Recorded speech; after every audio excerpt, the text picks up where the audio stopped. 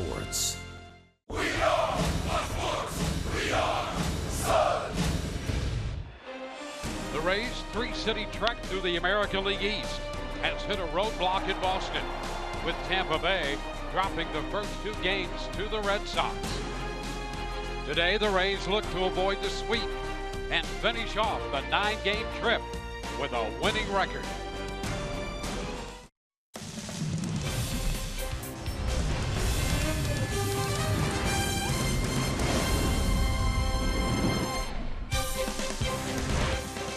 It is a beautiful day in the Back Bay of Boston as we welcome you to Fenway Park.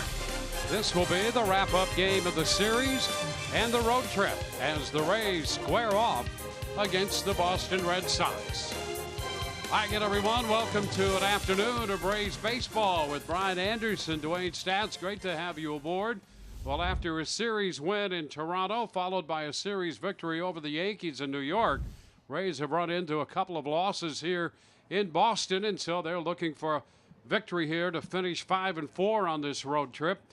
Lineup's going to look a little different today, but following that long home run by C.J. Cron, he definitely is back in the lineup. Absolutely, and all season long he has shown that power for the Rays, has already set a career high in home runs, had 3 straight seasons as a member of the Angels with 16 homers. Well, he has blown past that number and will just continue to add on the more playing time, consistent playing time that he gets, and that prodigious blast last night, and here it is, cutter in. That ball was absolutely destroyed, and we'll get to where that ball hit last night later in the show, but C.J. Cron, always a power threat. Let's see if maybe he can't get another one here this afternoon. On the other side for the Boston Red Sox, you could make a pretty compelling case that J.D. Martinez is the most complete hitter in Major League Baseball. He leads Major League Baseball with 38 homers, 106 runs batted in, also slugging percentage and extra base hits, all the while second in Major League Baseball in batting average. Be very careful with Mr. Martinez. Well, the Rays will wrap up the Fenway Park half of the season series between the two clubs here. They are 2-6 against the Red Sox at Fenway, with another series left at Tropicana Field. Rays from Boston coming up in just a few moments.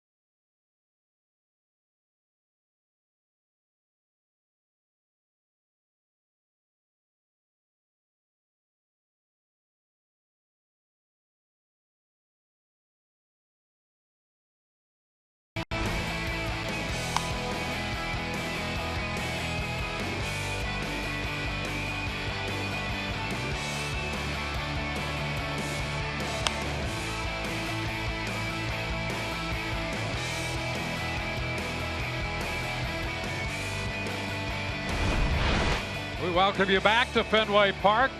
Game 3 of this series moments away. Quick look at the starting lineup presented by your Southern Ford dealers. The Rays have Malik Smith, Matt Duffy, and Jake Bowers, top 3. Tommy Pham in the cleanup spot, followed by Wendell and Crone, Choi, Lau, and Sucre to round out the starting lineup. First pitch of this ball game is a strike called on the outside corner. Hector Velasquez, the right-hander, on the mound for Boston. Well, he's done a little bit of everything here for the Red Sox. Appeared in 35 games, 4 of them starts. How about that record? 7-0 ERA of 2.77. Fouled by Malix.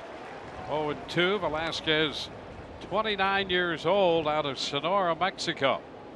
The Rays saw him very early this year, out of the bullpen and in a starting assignment as well.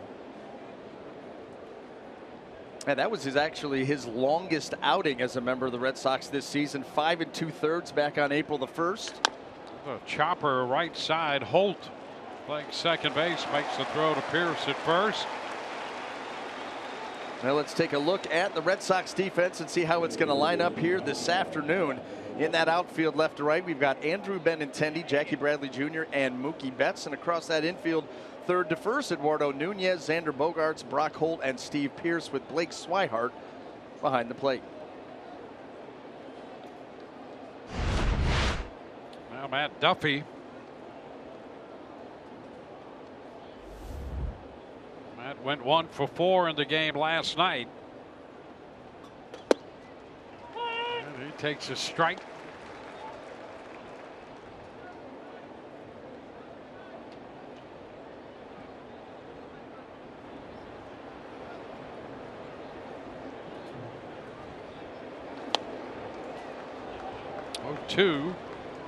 Velasquez started pitching professionally in the Mexican League in 2010.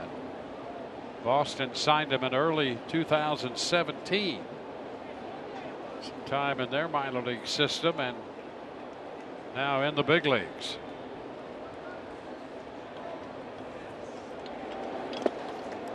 It's a ball, 2-strike count.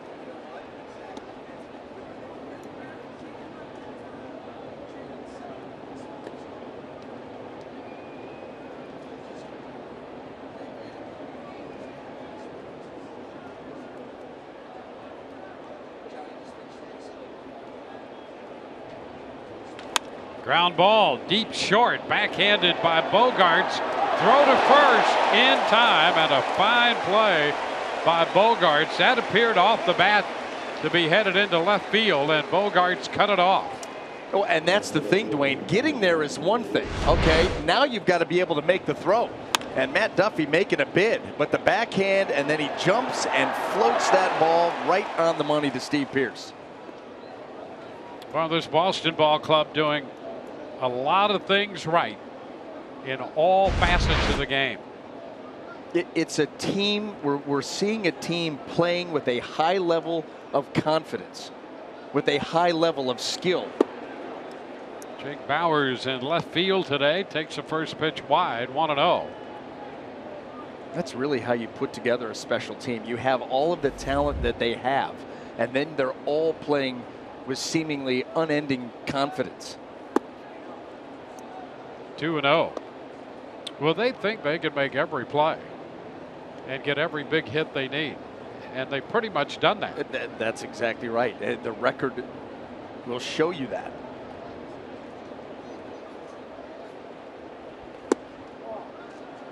Now 3-0. Boston in 88 and 36 on the year. Inside the division alone, they are 30 games over 500. They're 45 and 15 inside the American League East. 3-1 now to Bowers. That's how you take complete control of the situation, is you just destroy your own division. And you know that they're playing obviously great baseball outside of the division. That record. And ball 4, Bowers draws the walk. He's aboard, and that will get Tommy Pham to the plate.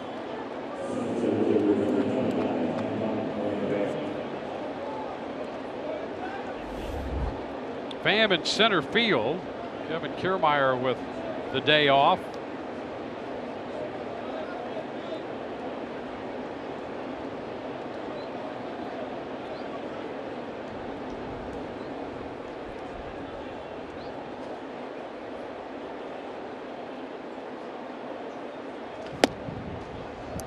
Is upstairs to Pham. You know, you and I, we talk about this a lot, but the more that you see it, how good is Jake Bauer's eye on pitches that are away? Yeah. On pitches away especially. Yeah, for a guy who has just come to the major leagues. He has that outside corner so well defined as a hitter. He very rarely chases away. And at the same time, he takes very close pitches away and doesn't really even flinch. Yeah. Like he knows that's going to be off the plate, and we're talking not by much. You know, the other night we were talking about hitters, really good hitters, and one of the reasons they're really as great as they are, they can wait and then fire with the swing. And we've seen that same ability to wait and identify pitches by Bowers. And Pham behind in the count 1-2. He is not committing himself until the last moment.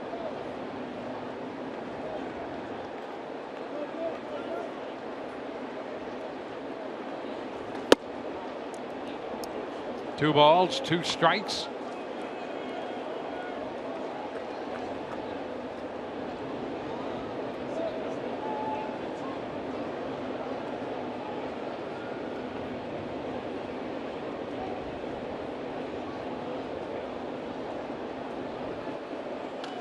High foul out of play.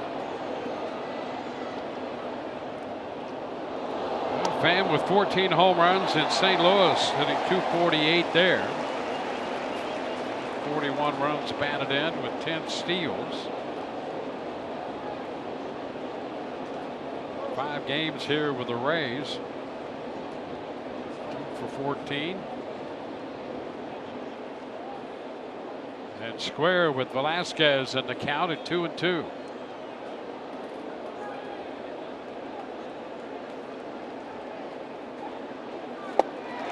Pham is out on strikes. Down swinging. Bottom of the first coming up. No score.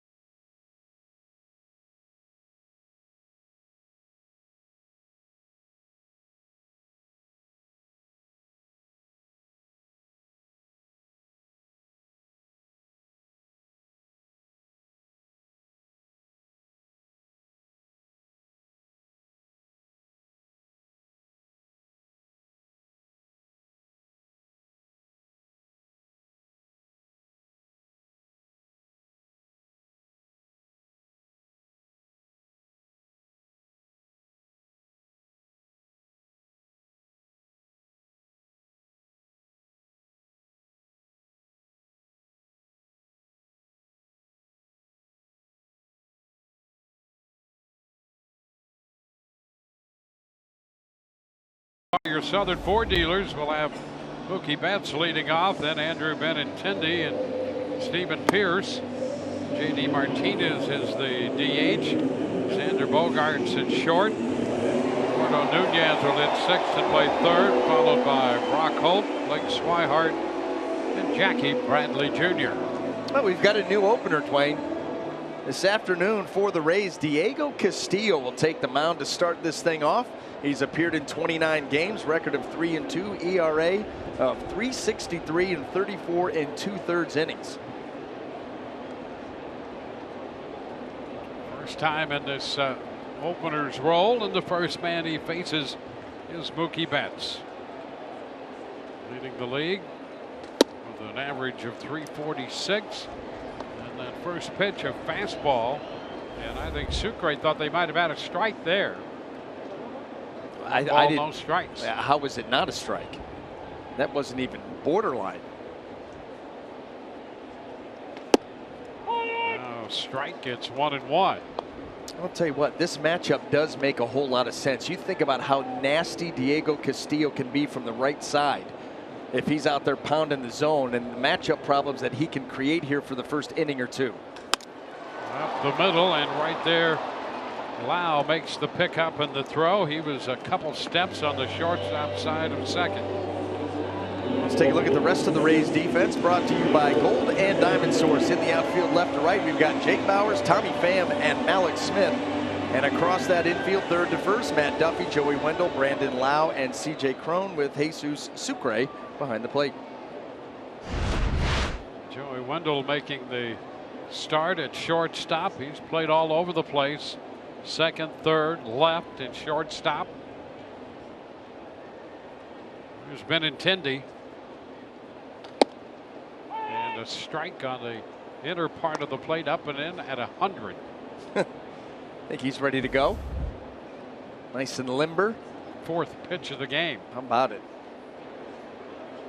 Nasty slider to go along with it. Chop right side. It's going to be handled unassisted by Cron. They played those two pitches off each other nicely. Throw that fastball in for strike one, and then the slider right off of it. Get the little rollover to first base, and so far so good for Diego Castillo. Wait, it seems like you take these guys, and you remember with the same thing with Ryan Stanek, and now here with Castillo. Some of these guys where at times pitching later in games, the command is not quite there, but you put them out there to start a game and say, just go attack the zone. And that's exactly what we're seeing here again this afternoon. The situation is different in that it can be a little freer and easier, particularly from a mental point of view, as the opener versus coming in the 8th or 9th with a guy on base. Middle of the order you're dealing with. Yep. 1-0 pitch to Pierce. Now a strike. It's 1-1.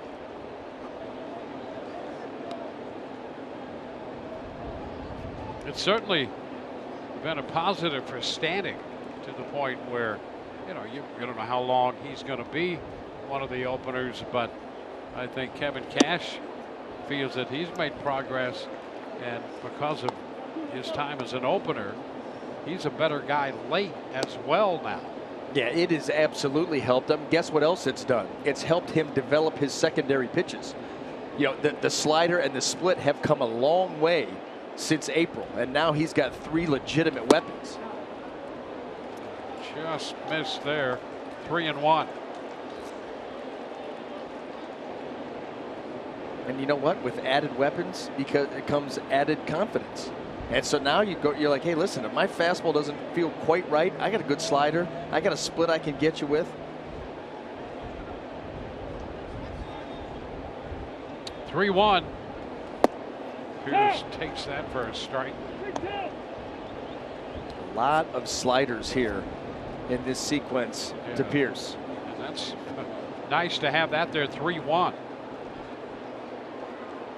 Now a full count. Going to get it 3-2 also.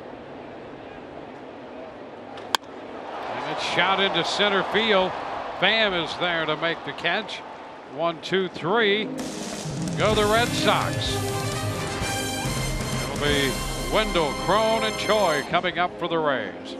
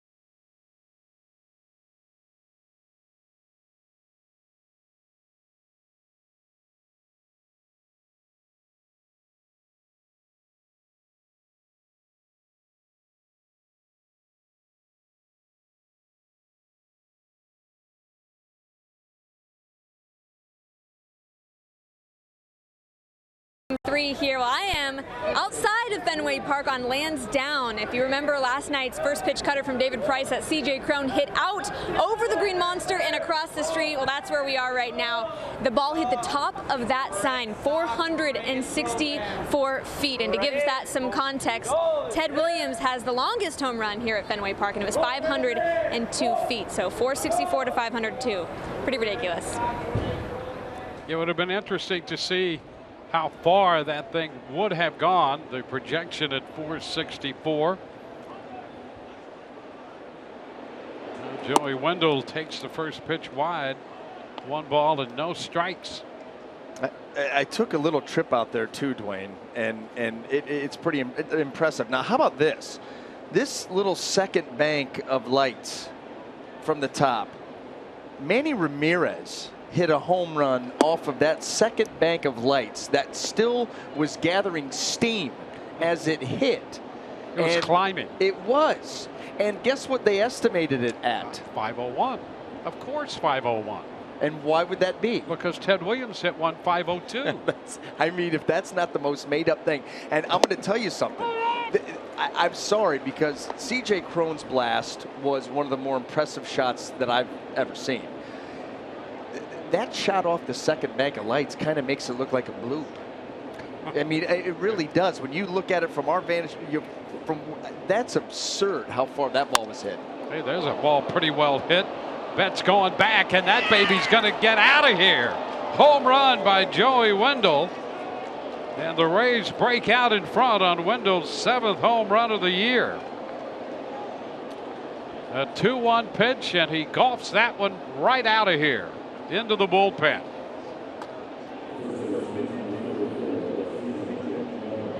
Early returns are 463. 463 on that. Joey Wendell.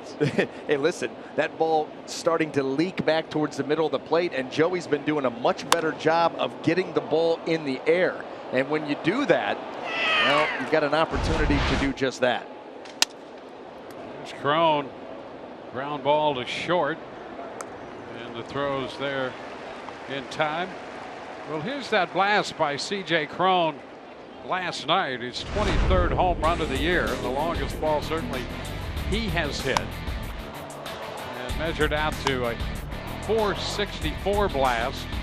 I mean, that sign, you could see how the kind of wobble in that sign, how hard it hit.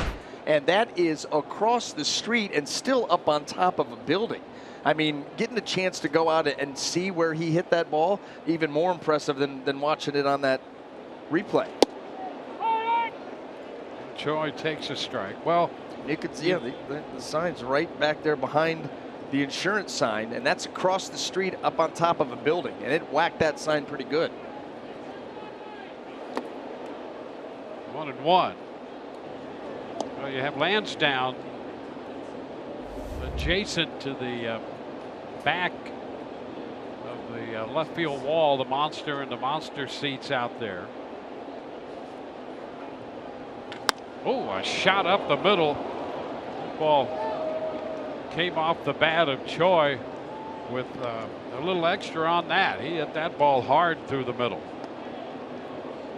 It sounded loud up here in the booth. That's really all you need to know. And I'll tell you, we've seen CJ Choi, excuse me, G-Man Choi, we've seen him hit some balls hard. We saw that home run straightaway center field at Tropicana, so you know he's got some juice. And that ball was sizzled up the middle. Brandon Lau, 1 on 1 out with a run in. Pitch upstairs, 1-0. Well, G-Man Choi on the list of long home runs for the Rays. 460 with that ball to center field at the Trop. Longoria, Crone, and Aaron Sebia. We'll get into that a little later as well. The two on the top of the leaderboard.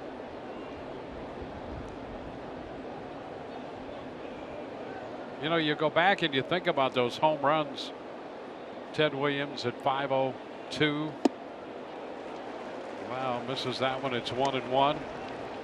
The home run that Mickey Mantle supposedly hit that went 565 feet. And there is a seat out there painted where he actually hit that ball. This one is fouled back 1 and 2. Listen, I know that Mickey Mantle was an all-time great, without question. Yep. 565. You're telling me it was 100 feet further? That really was the beginning of the quote unquote tape measure home runs. And you know, there was some salesmanship in that. I think historically speaking, if you were accurate, you know, I'm not sure that they had a tape measure. Term was pretty good. Yeah. And with that, it became almost fashionable for writers in that time and broadcasters to a point, mostly radio, to talk about tape measure home runs. There's a pitch that hits Lau, and so the Rays will have 2 men on. But when you came down to measuring it, there was some guesstimation in there. Listen, I heard that the gentleman who measured the blast of Mickey Mantle, he believed that the Earth was flat. And he measured the whole Earth. That's it. Yeah. So with his tape measure, that apparently had 565 feet to it. You know, there was a little promotional edge to that. You know, trying to generate excitement for the game, and in the case of Mickey Mantle, for an unbelievably talented young player with a great story, emerging from Commerce, Oklahoma. 1 ball, no strikes. Or the next thing you'll tell me that there's a story of some ball player who could turn the light out and get into bed before it got dark. Cool Papa Bell did that all the time. Oh, so there is one. It's just tap foul. So it's 1 and 1. We got a little extra sleep that way. Stay up late, get in bed that quickly. You make up the difference and you're ready to play the next day. That would be something. Yeah, Red Patterson, who, you know, longtime baseball executive, Dodgers, Angels, and Yankees back in those days, and he kind of led the charge promoting that tape measure shot. 2 and 1. Well, he knew what he was doing. I mean, in terms of generating interest and discussion and talking about it today. 2018.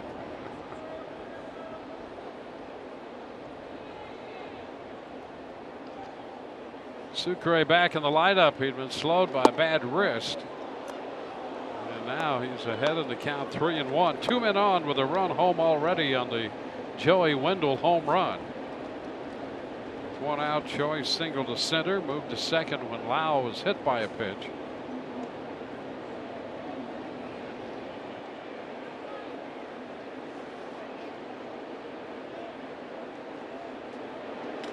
Ground ball sharply hit short. Bogarts to Holt.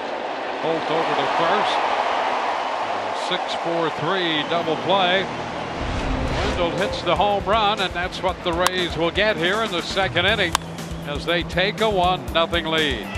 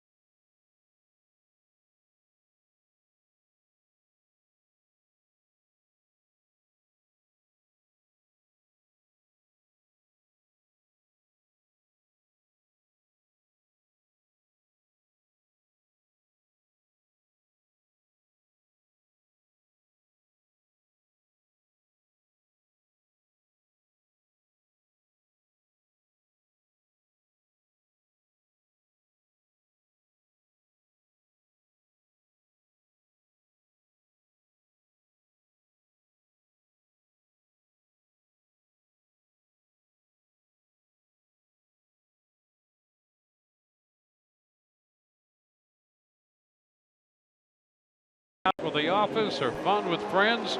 Group tickets, the best way for your team to cheer on the Rays. Host your next company outing at Tropicana Field in an exclusive field-level party area, or entertain clients in an executive suite.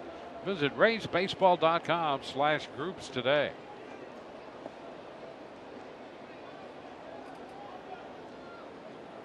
J.D. Martinez pursuing the Triple Crown.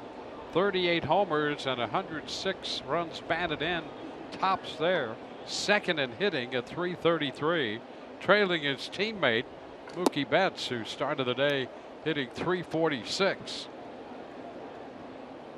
When you think about that combo, you know, he's 5th in Major League Baseball in on-base percentage. So average on-base power production, he is indeed one of the best out there, if not the best. High popper on the right side. Lau, Crone over there. That ball carrying over to Crone. Wind is blowing in from center field, and that had maybe a little effect. That was a towering pop-up. Lau trying to settle under it, and the ball moving over to be handled by Crone. On a day like today, communication is going to be key, and also not giving up on anything. Stay with it. You just never know. And it's kind of like in football, like on defense. You want bodies around the ball. You want more than one guy pursuing it, because the wind can get tricky here.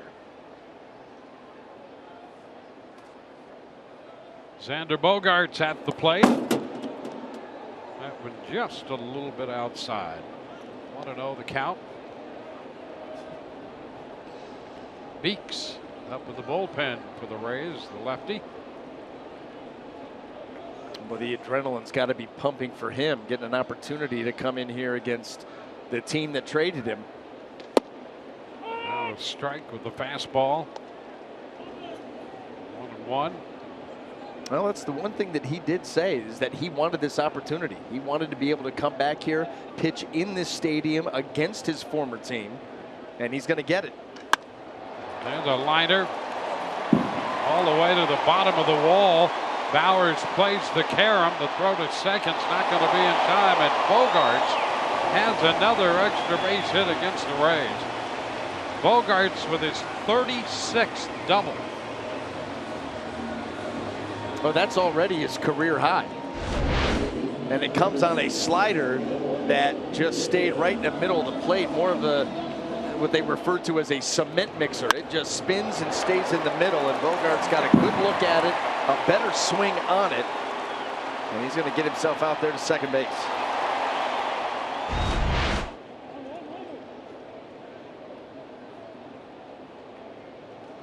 Well, he's come up with 15 extra base hits against the Rays. That's more than any other hitter they faced.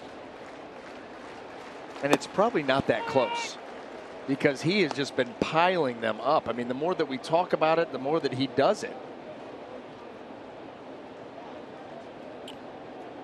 Bogaerts in the first game of this series had a triple and 2 doubles. Doubled his first time up in this game. A strike to Nunez, an 0-2 count now. Not at all happy with that call.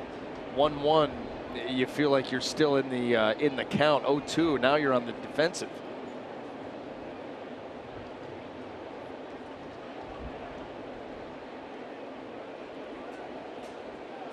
Diego Castillo in the opener's role for the Rays. 30th appearance overall. It's a chop to the right side. Lau makes the throw to first. Over to third goes Bogaerts. A Boston runner at third with 2 down. Brock Holt is due up, and Kevin Cash comes out of the dugout to make the change. An inning and 2/3 as the opener for Castillo.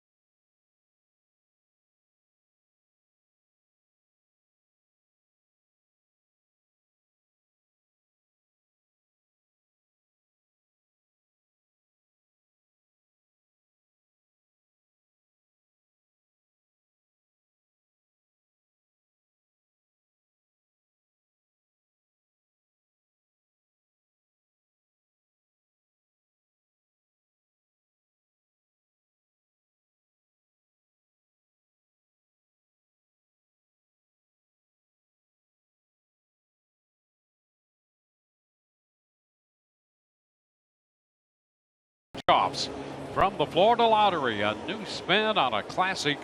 They're loaded with prizes from $10,000 to $2 million. So unleash the excitement anytime. The Florida Lottery, it's your ticket. Claim it. An inning 2/3 for Diego Castillo. 19 pitches for the Rays right-hander. Gave up 1 hit, leaves with a man on.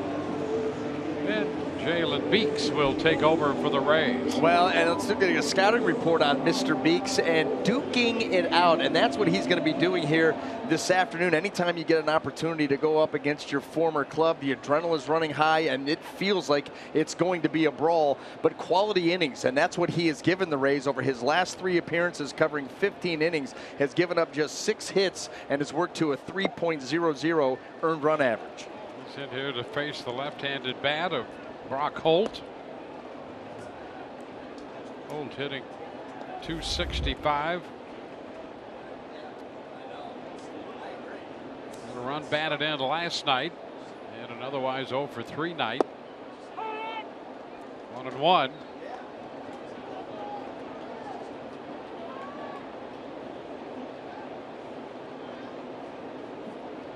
Beeks coming over in the Nathan Eovaldi deal with Boston.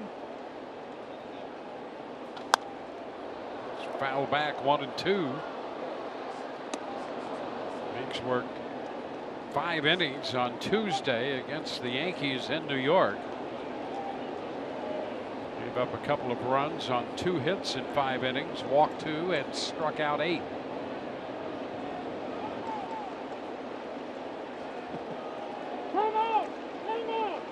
And time, he was all set to make that delivery. Boy, to be careful there and make sure time had been called. Yeah, well, and you've got Xander Bogaerts down there at third base dancing way off the bag and trying to distract. So there were a couple different things working against Beeks there.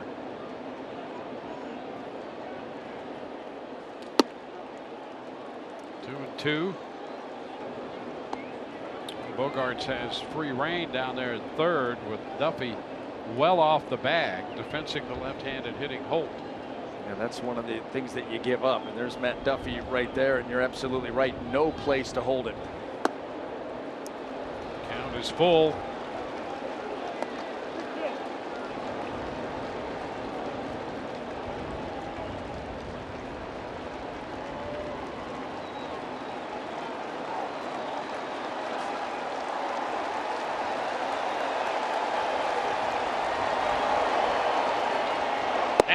Cut and a miss. He strikes him out. That leaves a man at third, and we go to the third with the Rays leading 1-0.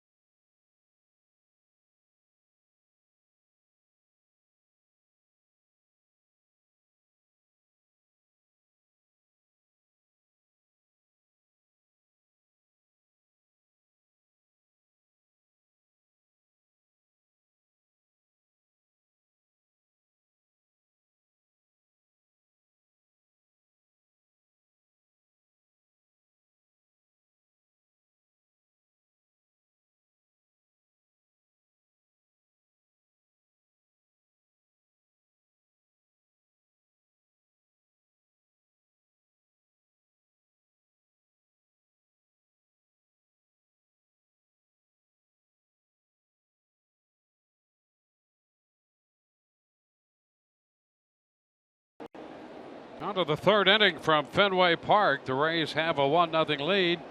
Our Toyota inside look at the Rays leadoff man, Malik Smith.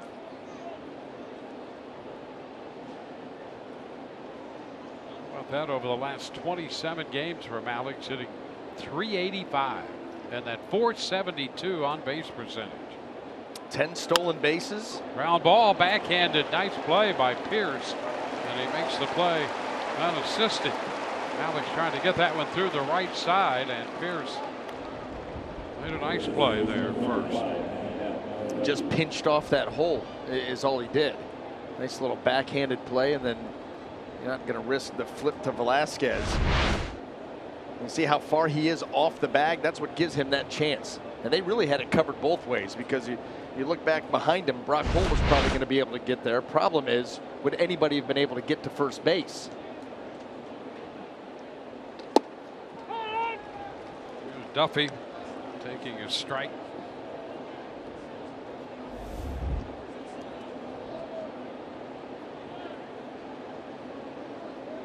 Duffy retired on a good play by Bogarts first time around.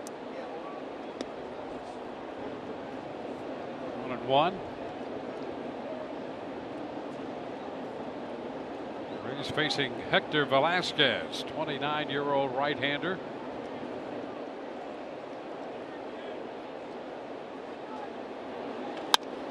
There's one that will get through this time, out of the reach of Bogarts, and Duffy is aboard. Bogarts made a nice play to prevent a ball from getting into left field on Duffy in the first, but Duffy got this one past him. Well, Velasquez hung a breaking ball, and Duffy was able to hit that just a little bit harder. The Rays with another base runner, and going to try and make something happen. It'll be interesting to see. We mentioned Velasquez. That first start against the Rays went 5 2/3. But since then, his last two starts have come on July the 10th and August the 11th. The longest of those outings was 3 innings. Bauer sends a high fly ball into left, and on the track for it, Benintendi. Yeah, so with that in mind, the Red Sox were talking about kind of a bullpen day of their own today. Yeah, I mean, they're probably letting him go. They've got a pitch count probably in mind, but all of his high pitch count outings were way early in the season. He has not been stretched out, well, outside of basically May. So the last couple of months, you're talking about being in this pitch count range at the max. So he probably doesn't have too much longer. Yeah, he made 79 pitches in that outing early against the Rays, and later had an outing which he made 86, but that was early as well. Yeah, that was April 14th against the Orioles. Yep. But since then, it's steadily gone down. Duffy back in at first. Strike the count to Tommy Pham.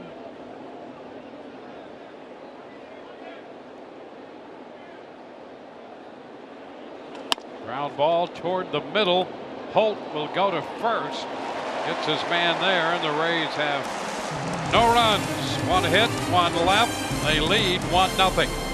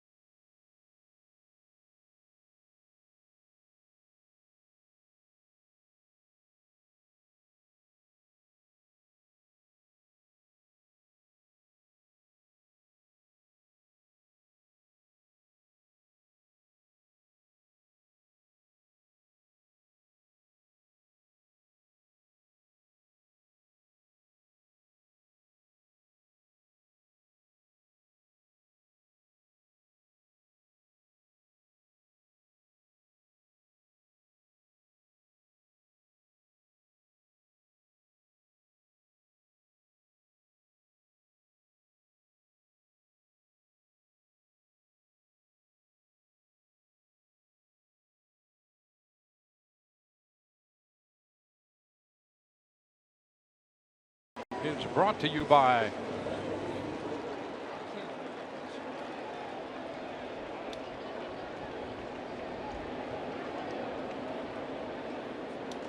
we go to the bottom of the third. Blake Swihart leads it off. The pitch is upstairs. Swihart, the catcher, hitting eighth, followed by Jackie Bradley Jr. and then Mookie Betts.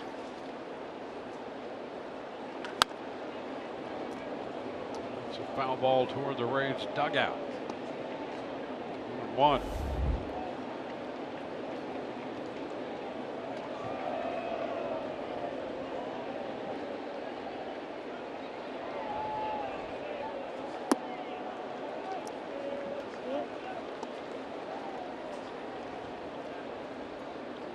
Jalen Beeks came on to get the strikeout of Holt to end the second, beginning the third.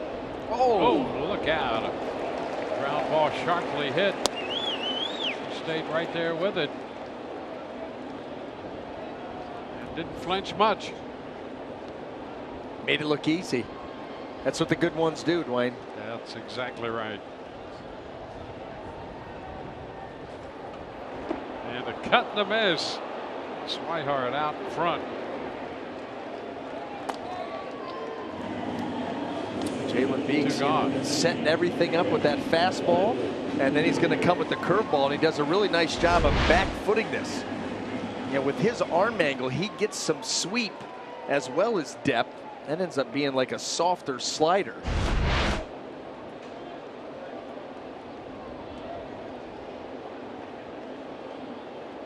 Jackie Bradley Jr. A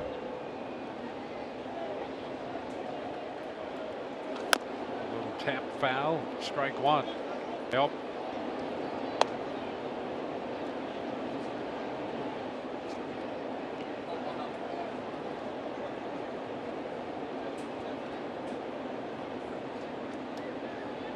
One out, bases empty.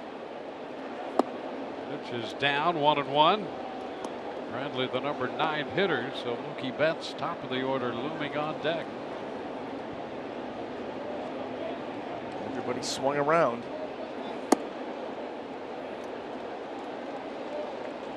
2-1.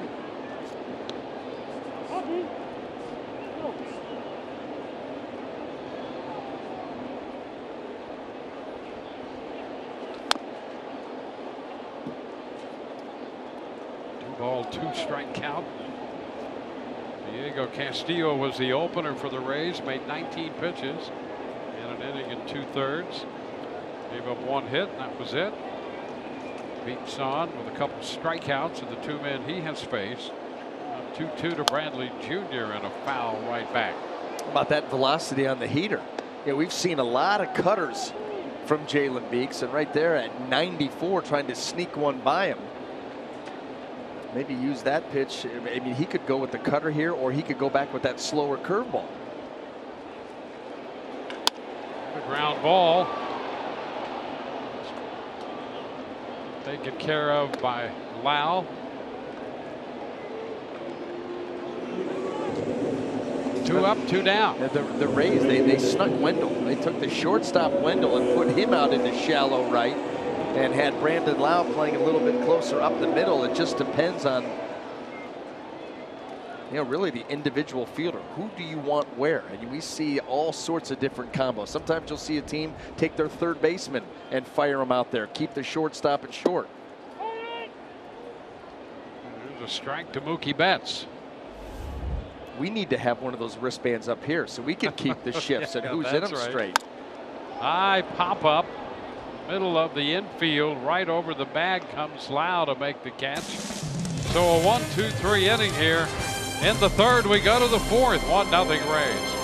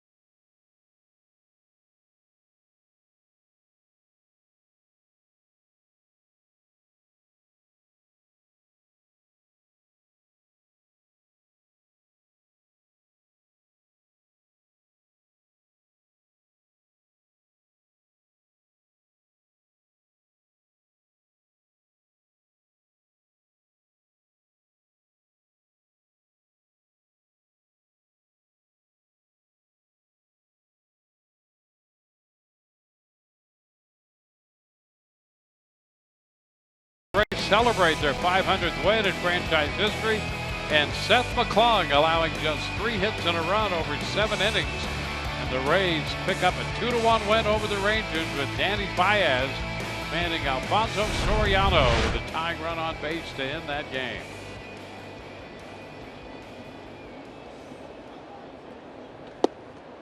Brave Rays fan here at Fenway. I mean, right sitting in the midst of the Wolves. Yep. That's why that hat pulled down so close over his eyes, but I mean, the logo's showing.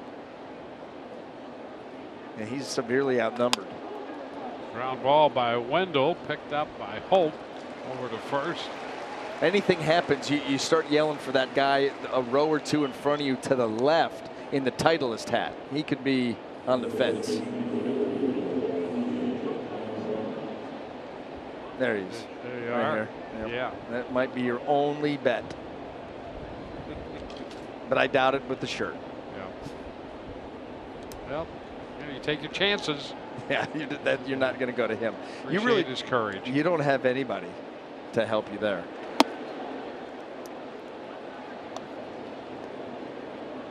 He's in his own foxhole. Yes, he is.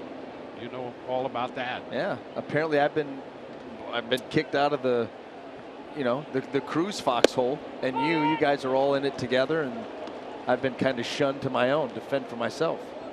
Have you? Yeah. I was feeling the same way. No. Yeah. You're with Gary. Really? Yep. I am solo. Maybe. Or it's either Gary or Larry you're with. Not really sure. It's one and the same. Same guy. Mix them up. 1 ball, 2 strikes.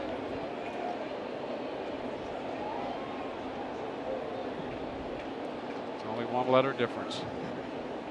It could be 2. That's a foul ball back. Still a ball, 2 strikes to count to Crone.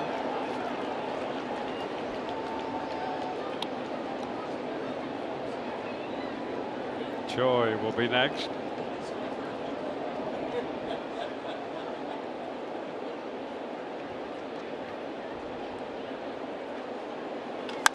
There's a high foul down the right side, out of play.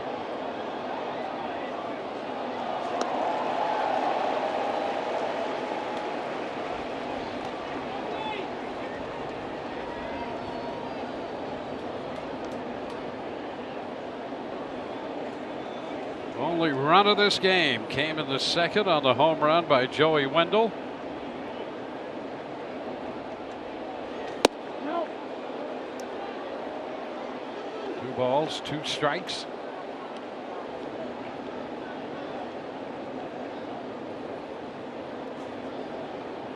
The pitch count just over 50 now for Velasquez, so he's starting to get into that area where you think at any moment you'd see some action in the bullpen. The ball hit hard, but foul. The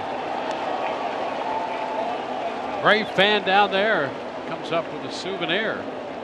That's that. I'm going to tell you. Telling you. Yeah, you bring your glove. Do you really think you're going to get a shot at it? And then you make that play. Almost took that glove right off his hand. And then. That's 101 off the bat, by the way. So he's feeling that. Do you see that he? I mean, he definitely has the blood pumping. It's popped up foul. That's going to carry into the stands. My man was huffing and puffing right there. All that adrenaline. Yeah, well, that'll get you going a little bit. You make a play like that, the ball hit 101 off the bat.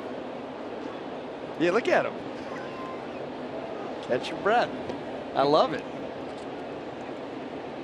It's the juices flowing. Yeah.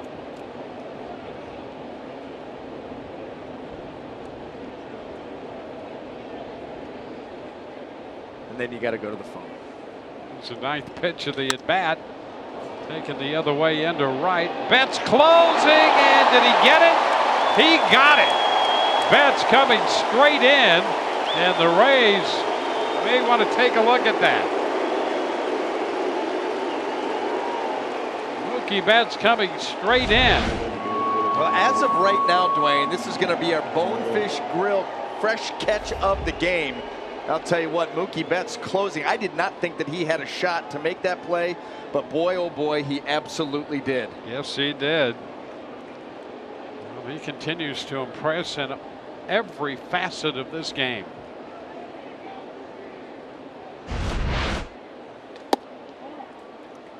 Pitch to Choi is down 1-0.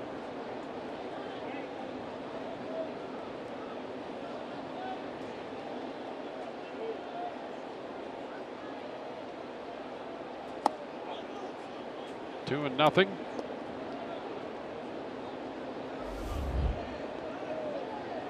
I'll tell you, Betts impresses you every day with some part of his game. Every day.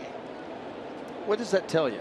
I mean, certainly he is extremely gifted, very talented, but he brings it every day. That's what you have to do. As much of a grind as a major league season is, you're playing almost every day for 6 months, not even counting spring training. He brings it every single day. No days off for Mookie Betts. If I'm out there, if I'm in the lineup, I'm going to give it everything I have. And because he is so talented, something's going to show. That's a strike. 3-1. Well, you think about his background. He used to tag along with his uncle, Terry Shumpert, who played for the Rays for a while. At the end of Shumpert's career, when he was playing in the minor leagues, he'd show up at the ballpark with him and learned a lot as a young man about the game and how you go about getting better, how you conduct yourself. And I'll tell you, this guy is really special. And he's, you know, you had that feeling when he came up. You just saw the way he played the game and you saw the ability. He is really special. That pitch just missed inside. And so Choi draws the walk. Well, he's so special that he's on this list. AL MVP candidates again. You know what? Best of luck to all the voters. Yep. I know. Because if this continues, now someone may eke ahead, we'll see. But if this continues, if it ended today, best of luck to it. Yeah. You talk about a collection of talent. Wow. Wow. That's exactly right. And you know what? At least 4 of the 5 are going to be in the playoffs. I mean, you're going to see them on the biggest stage with that kind of talent. Want to know the count on Brandon Lau? That's the fastball, 1-1. Well, we're going to have 4 of those 5 guys in the series coming up. Yeah, even quicker. Indians and the Red Sox going to square off.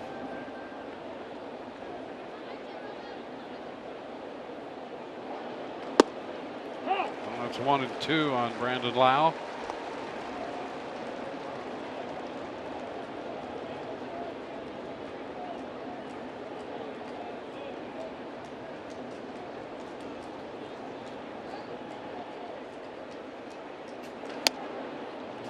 Fights that one off. A little pop foul and a great effort by Nunez.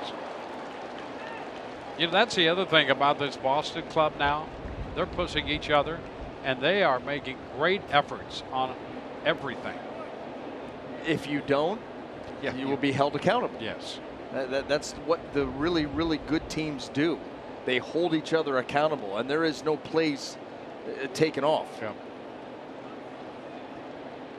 You're going to find out just how good you can be playing under those circumstances. 2-2 the count to Lau. Well, anytime you have a team where they police themselves, you know, and any manager, any coach will tell you, if I have to get involved, the players aren't doing their job. And so there's that accountability factor, and then everybody wants to not be the weak link. Full count. 2 outs. Choi at first. He'll be off with this 3-2 pitch to Brandon Lau.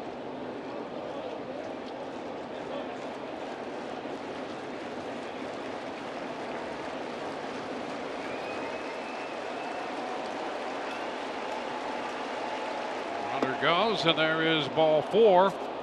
Couple of walks here after the first 2 men had been retired. And Jesus Sucre is going to be the hitter with 2 men on and 2 men out. Well, Dwayne, and I'm going to tell you what, you're going back through all of these outings by Mr. Velasquez, and we had him at, he threw 52 pitches back on June the 23rd.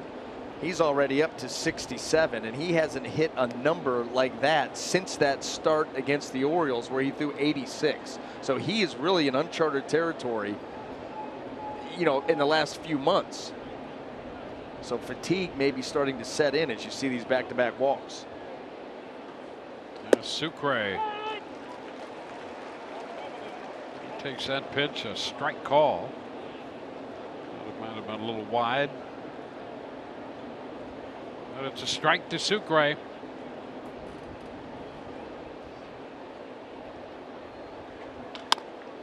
The bouncer foul. Puts him down 0-2. They got the ear flap on the wrong ear. That's the thing too. You want that ear flap closest to home plate. And he's got the right-handed hitter's helmet on. He needs the lefty. Yeah, he's got the earpiece on the right side there. Yeah, it's all backwards. And a chopper again, foul. Oh, and she makes a nice play there on a little short hop. Almost started to come up on that one a little too quick.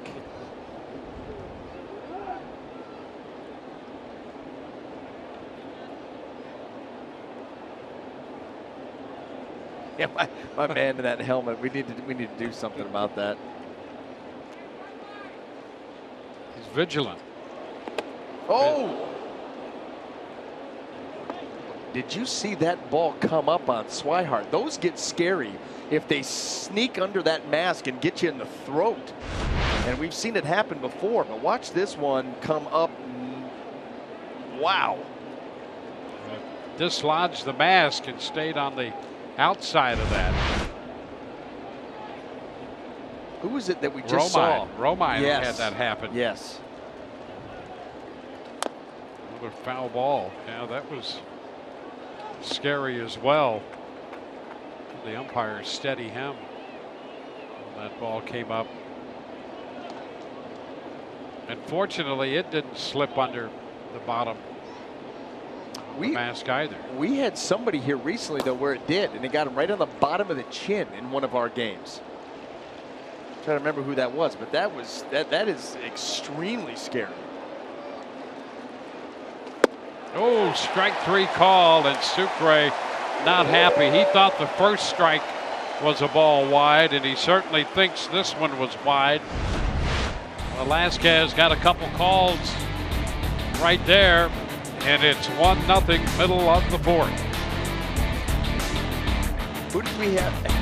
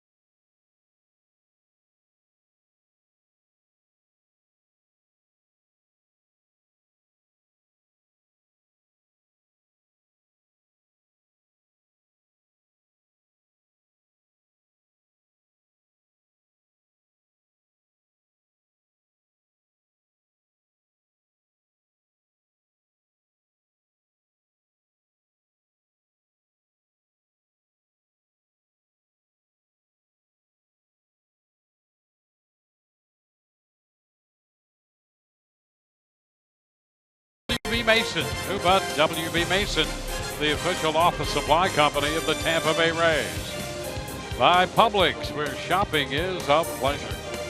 And by Geico, 15 minutes could save you 15% or more on car insurance.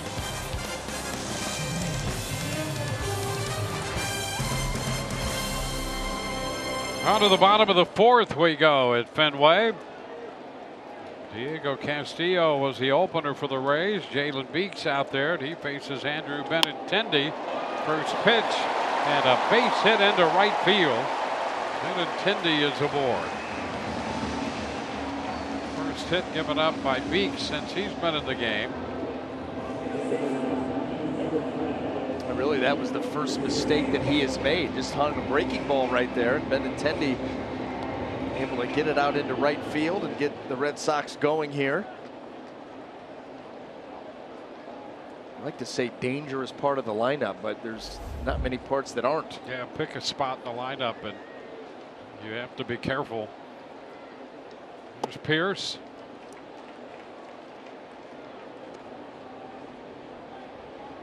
Ball, no strikes.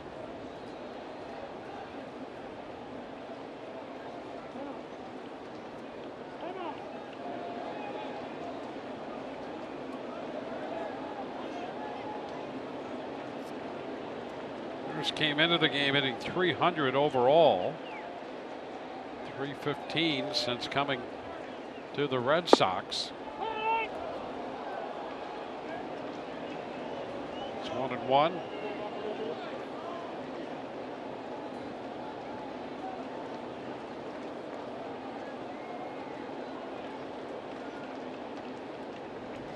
He's hit 6 home runs in 25 games in which he's appeared for Boston. There you go. Rays want the appeal, nothing doing. And it's 2-1.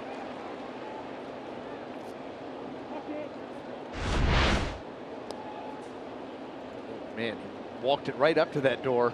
Yeah. They've knocked on it. It'll be strong to stop then.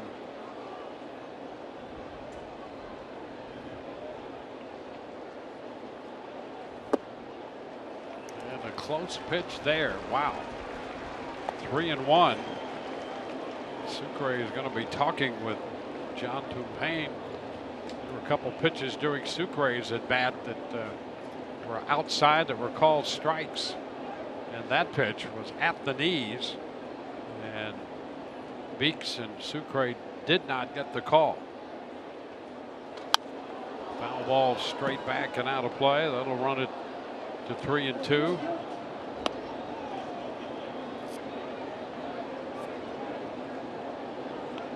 JD Martinez is on deck.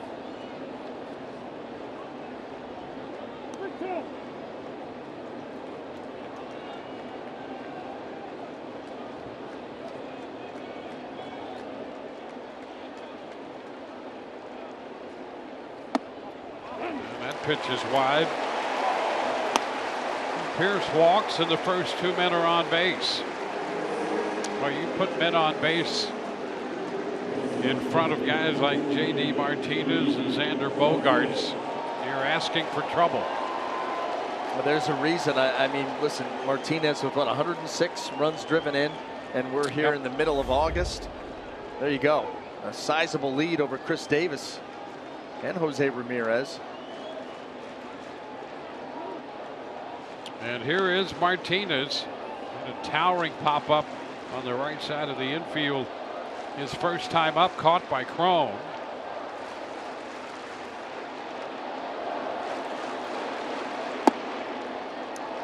And he takes that pitch for a ball.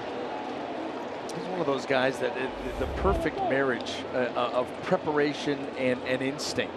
You know, he has a real good idea of how a pitcher likes to work, maybe how he's been attacked by that pitcher previously.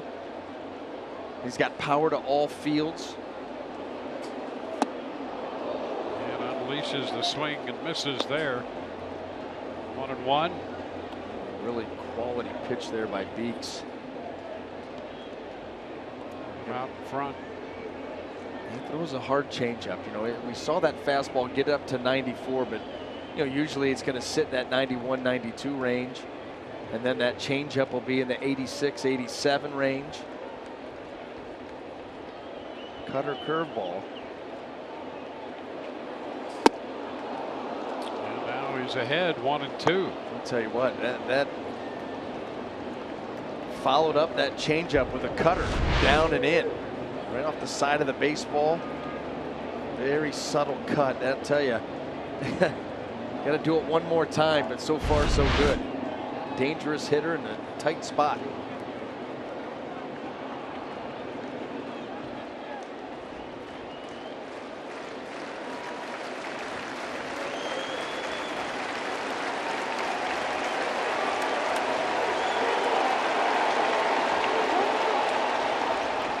Step out and a step back after hesitation on both ends. This 1-2 count.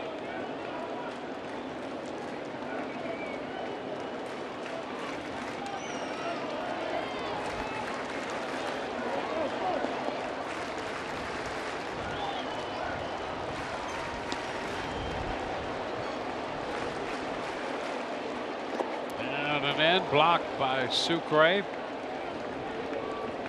2 balls, 2 strikes.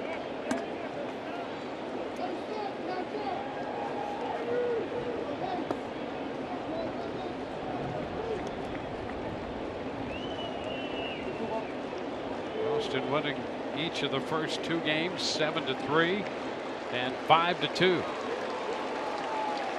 Rays lead 1-0 in this one in the bottom of the 4th, but Boston with a major threat. Take down. 3-2. The cat and mouse game, you know, back and forth. Everything from Beeks has been down. 3 out of the zone, 2 of them probably out of the zone, but swung at. And here we stand.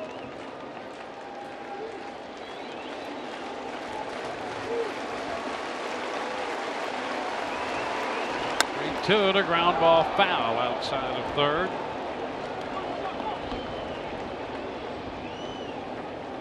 Beeks with the change on 3-2. He's got a lot of confidence in that pitch. Not afraid to throw it, you know, in big spots behind in the count. And also knows that he's in a spot here with a very tough hitter at the plate. So you're trying to give him something a little bit different. They go back to that. They go back to that cutter. And they foul the right side this time. Ball moving in on him. Yeah, that he did go back to the cutter and got it right in on the hands of Martinez. Cost him a bat.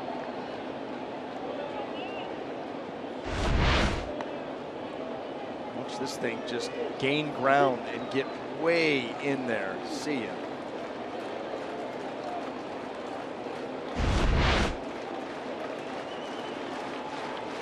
Well, the last couple pitches have been moving in the opposite direction. And we're still at 3-2.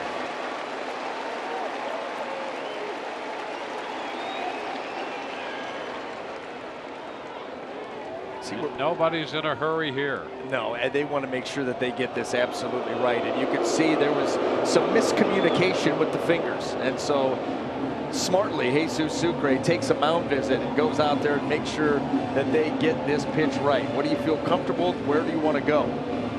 You know, the thing that makes Beeks' cutter so effective too, especially when he's boring it, well, either away from the lefty or in on the righty. Look where he is on the mound. You know, he's on that far first base side, that lower three-quarter arm angle, so he's able to really cut that pitch a long way in on a righty. Sucre got back there all set. Martinez steps back.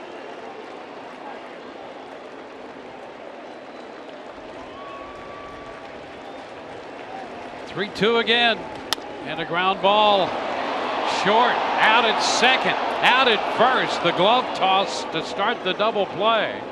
Nicely done as Benintendi goes to third. And the Rays get the double play ball out of Martinez. Joey Wendell. How about Joey Wendell at shortstop? Gonna feel confident enough to shovel this ball right out of the glove, right on the money to Brandon Lau, who, by the way, he knows that Steve Pearce is bearing down on him. And is able to turn around and get Martinez at first base. I'll tell you what a battle by those two. And Beeks comes out on top.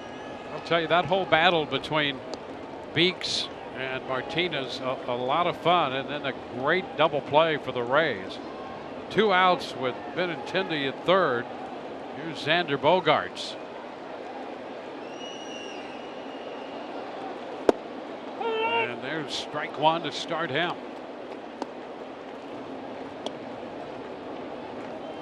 Beeks going to the fastball, first pitch.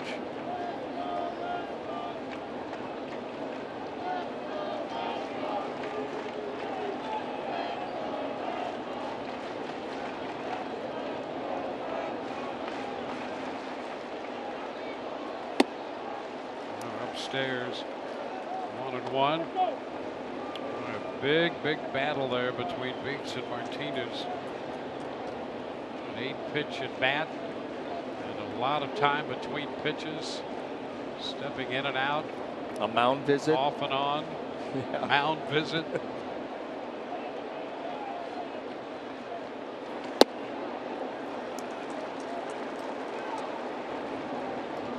2-1 to Bogaerts.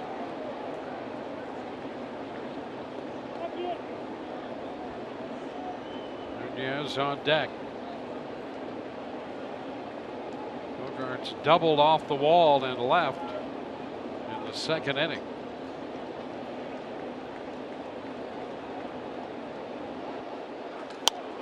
Bounce it back. 2-2. He's staying with the fastball here against Bogaerts. Until he doesn't. You know, he's going with enough of them now that you could go with the changeup. You could try to cut the ball in on him. You kind of stayed in the same general area with the same pitch. Let's see what they decide to do. Look at that right there. He wants the breaking ball, and I want it out in front. I want him chasing. And it's 3-2. Yeah. Did exactly what he wanted. I mean, that's where Sucre, when he kind of shows you, here's the curveball, and then points out here. I want it out here. Bounce that thing.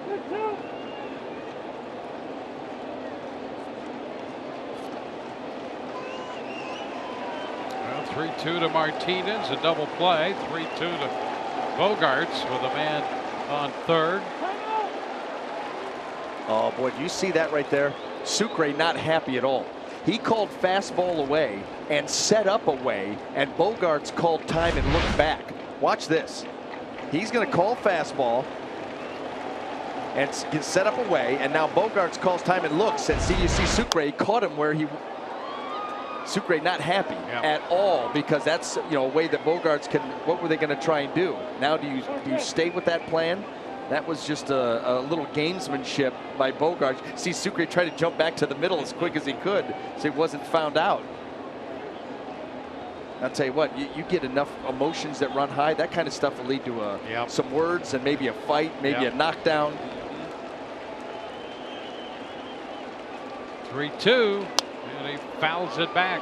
Came fastball 3-2.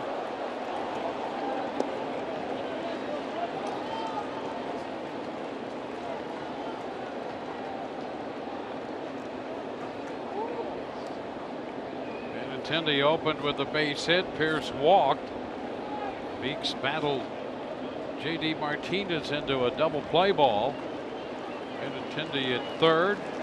Now a full count, a battle against Bogaerts. And did he go? Oh, he did not. Sucre was ready to leave the infield, and Reynolds said he checked. Tried to sell it. That's going to get a visit here by Kyle Snyder. You know, Jalen Beeks has worked awfully hard in this inning, so this may be more of a blow than anything else, and that was awfully close. But Bogaerts able to hold up. Sucre asking for it and head to the dugout, doing his best to influence. It's been a 23 pitch inning, and 2 back-to-back battles with Martinez and Bogarts. He's had 3 consecutive full counts on these hitters.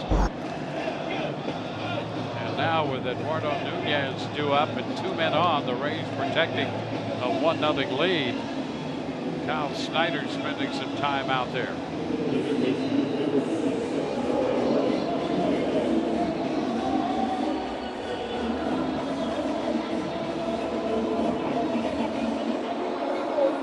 Been a fun half inning. Yes.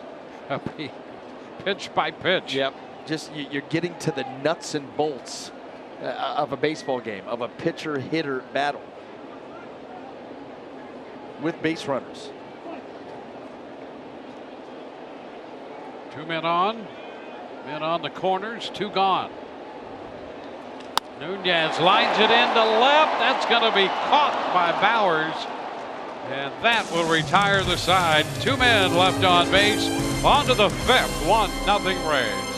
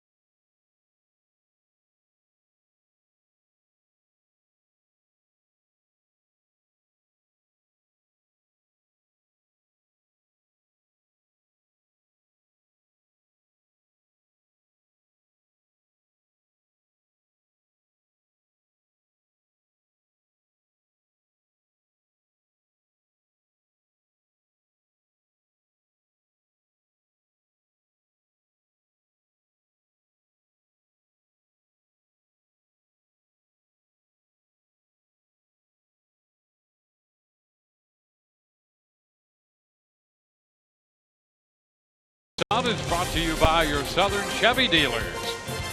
By El Dorado Furniture, a different kind of furniture store for over 50 years. And by your local Ford dealers. Well, it's a 1-0 game. We go to the 5th inning here in Boston. Final game of the series and the final game of the year in Boston for the Rays. The Rays will see the Red Sox on this coming homestand after that 4-game visit by Kansas City. Brandon Workman takes over on the mound. Right-hander's first pitch is a strike call on Malik Smith. 4 innings for Velasquez. The Rays got 1 run, 3 hits off him.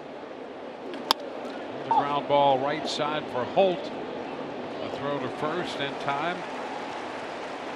3 ground ball outs from Alex Smith. Out number 1 in the 5th.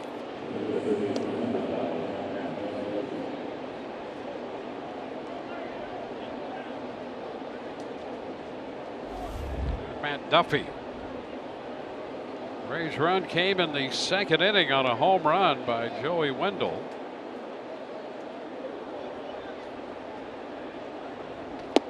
And a strike is called.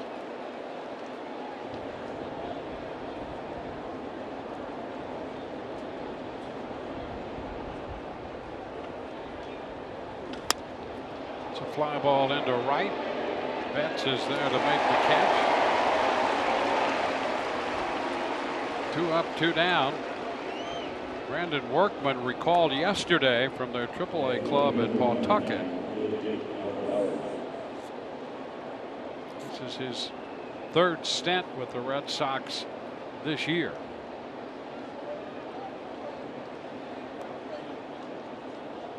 He's going to feature the fastball, a cutter, and the curveball. At times that cutter will look like a hard slider because it'll get some depth to it.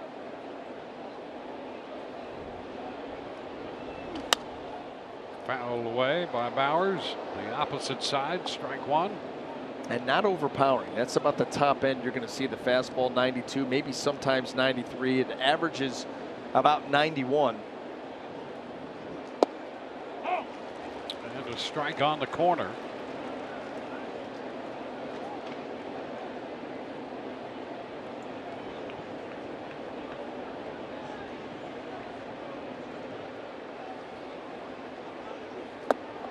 And a 3-pitch at bat. Bowers out on strikes. Bottom of inning 5 coming. 1-0 Rays.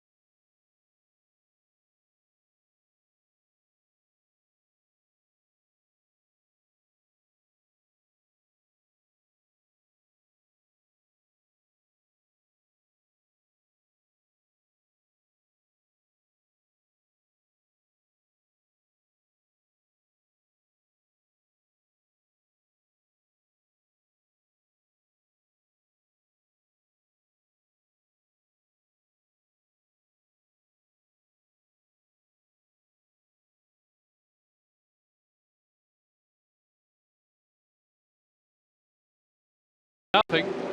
Here's what's coming up tomorrow on Rays Live. Pre-game show presented by your local Honda dealers. The Kansas City Royals arrive at the Trop for a 4-game series. And Orestes will break down Rays catcher Michael Perez. Looking forward to that series. Royals coming in. We're going to see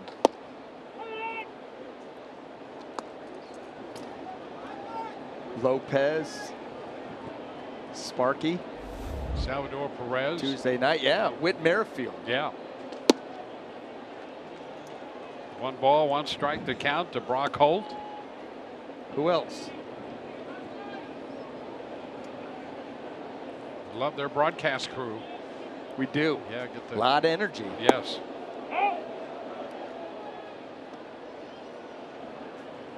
Four night games too.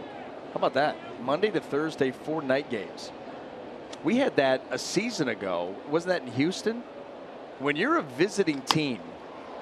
Up the middle. Oh. And that's off the glove of Wendell. Moving to his left. Trying to scoop and throw quickly, and Holt is aboard. I don't know if the footwork got a little awkward there as he was moving laterally, but something just looked a little off as the ball goes into the glove. Holt trying to squeeze this thing up the middle. Yeah, he got off to like a slip start, and nothing really was in rhythm at that point. And ball just rattles around in the glove. Boy, he put himself at the end of the day in position to get that play made.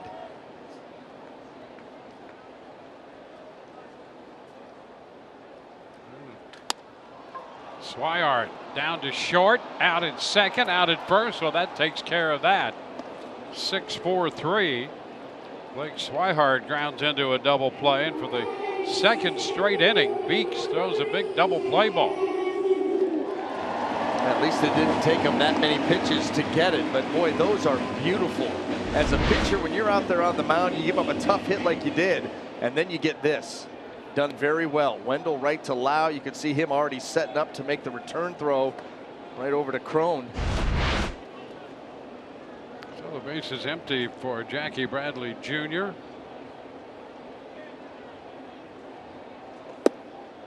The pitch is a strike. Beeks another 94. Very firm fastball to the glove side. And that's actually where we've seen his best velocity.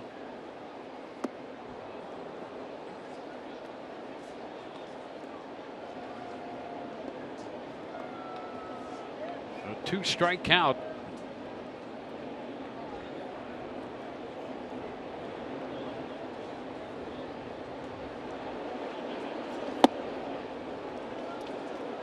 One ball, 2 strikes.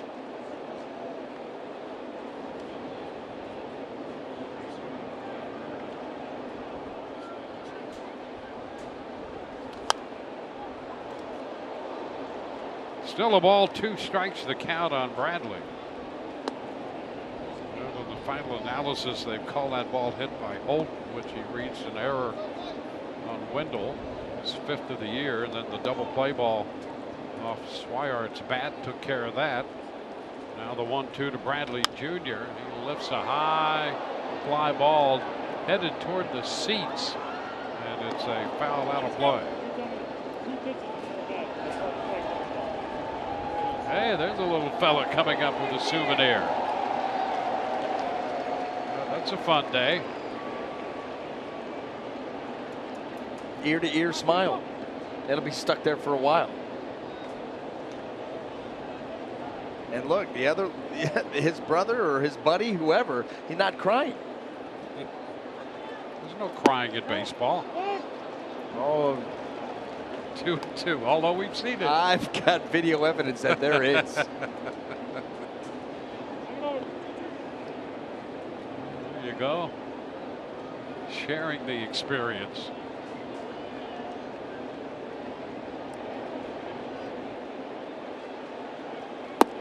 Ooh, close there, but wide. And a full count on Bradley Jr.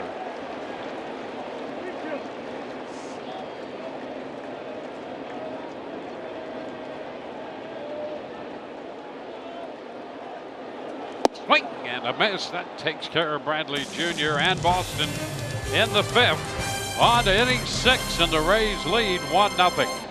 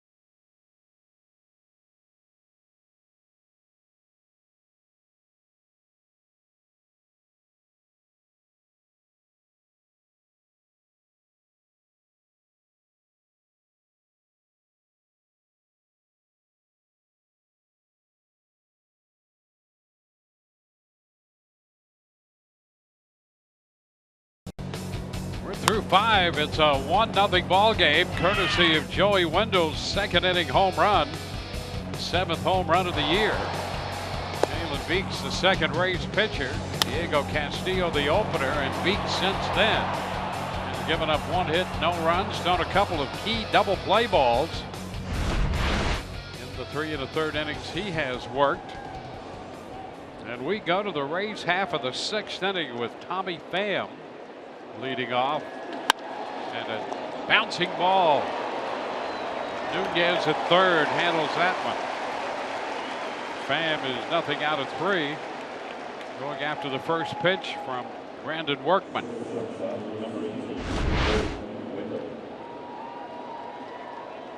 Trying to get that ball into left field, and Nunez able to glove side going down to the ground, and then gets up and makes a perfect throw across the infield. Joey Wendell, 1 of 2. He's hit a home run. Shortens on the bat, takes the pitch down, 1-0.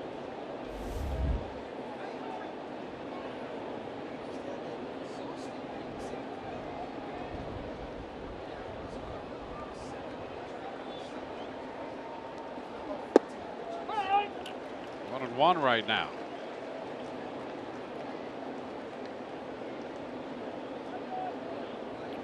4 innings for Velasquez. Workman an inning and a third to this point. Wendell takes the pitch a little bit wide right there for ball 2. 2-1.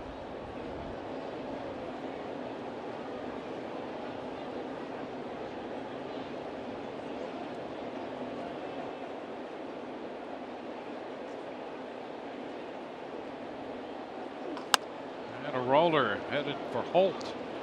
Second baseman makes the throw. 2 ground ball outs here in the 5th inning. I'll tell you what, the one thing that we've seen, and Brandon Workman not overpowering with the fastball, but he's been very good with the curveball.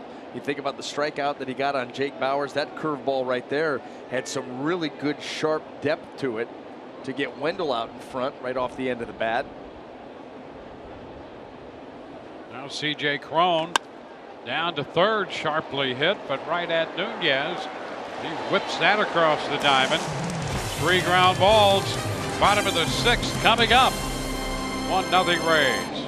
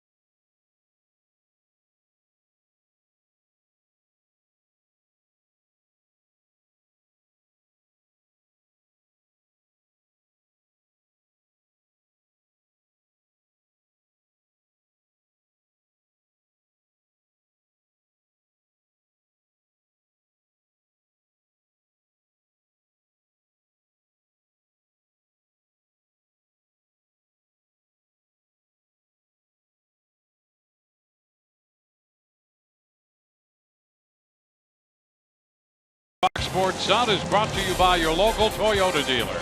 Toyota, let's go places. By Steak and Shake, famous for steak burgers. And by your local Honda dealers. Moving into the bottom of the 6th inning, Mookie Betts leads off against Jalen Beeks.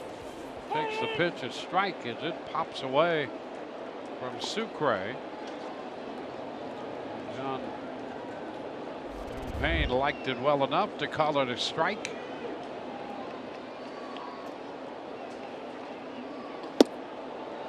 Got that pitch in on him. Wow, you very seldom see Betts take a cut like that. He just got tied up on that cutter again. And again, you know, Beeks with his arm angle and where he is on the rubber can really drive that pitch in.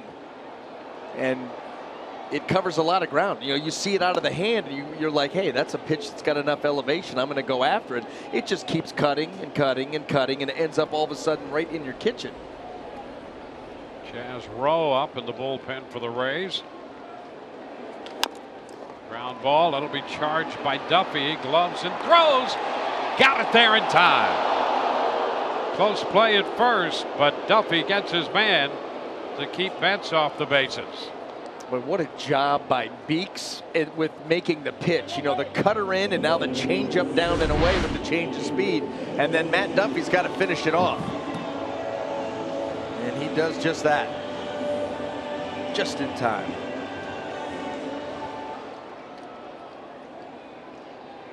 Very close over there. So Betts is the first out, and here's Andrew Benintendi. Benintendi wasted a little time, singled on the first pitch in the fourth. Strike taken this time. Beeks and Benintendi teammates at the University of Arkansas. Pitch foul back, 0-2.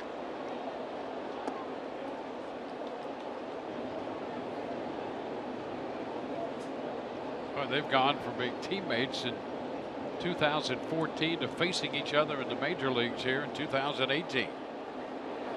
And they were teammates in 2018, earlier this That's season. right. I mean, how about that? Yep. And now all of a sudden you turn it around and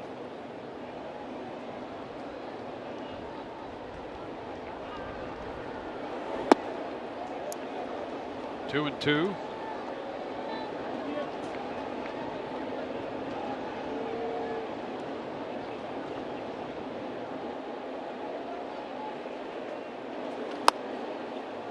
Fouls a breaking ball out of play. Well, he had him way out in front and just out of rhythm with the swing. And Beeks has done a really good job here this afternoon of mixing in the four-seam fastball, the cutter off of that, slowing things down with the curveball. Here comes the changeup. He's been fun to watch. And now full count.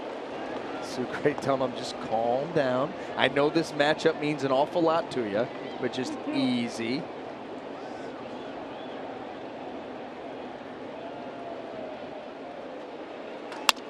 And that's a one hopper handled by Lau from second base. So he gets Benintendi going out to 3-2 on the count. 2 up and 2 down in the 6th inning. And here comes Kevin Cash with the right-hander busy in the bullpen. Cash is going to go that way. And that's it for Beeks. Ball to the bullpen, brought to you by the Florida Lottery.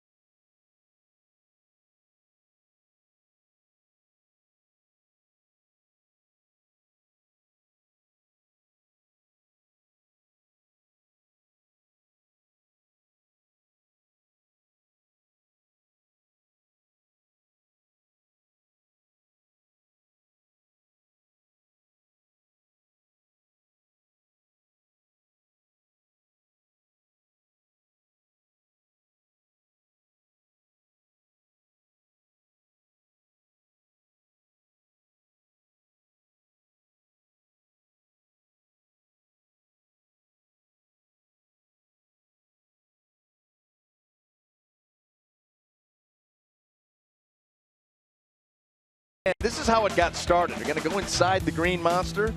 He's going to sign his name and lay claim, Dwayne, to this property. And guess what? He would go out there on that mound, this time as a visitor, and really lay claim to a tremendous outing. You know, pitched out of that trouble where he had first and second and nobody out. Got J.D. Martinez to hit into this sweet double play here, turned by Wendell and Lau.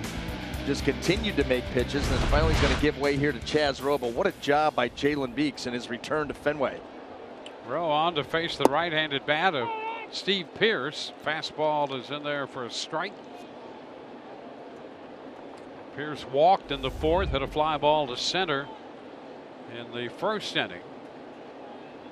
The number 3 hitter in the Red Sox lineup today, and he's facing his third pitcher.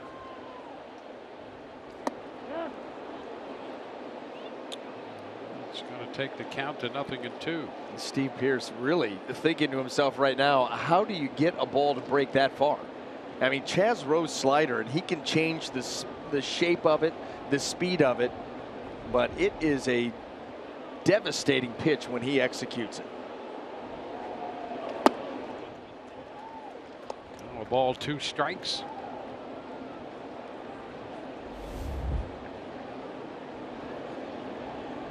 And that's kind of some of the things that we see by design. You know, Steve Pearce, like you just mentioned, third at bat, 3 different pitchers. That's not easy. Not easy at all. And he takes that pitch inside. I don't think he would have minded being hit by that pitch. Kind of threw that left hip out there.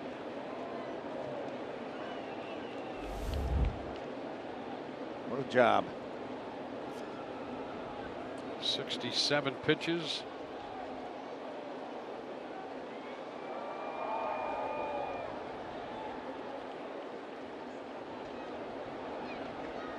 And now the count is full on Pearce.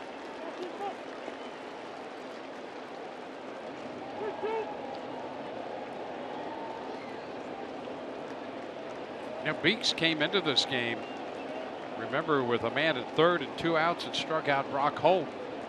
Then went on to pitch 4 innings, and now Rowe in here.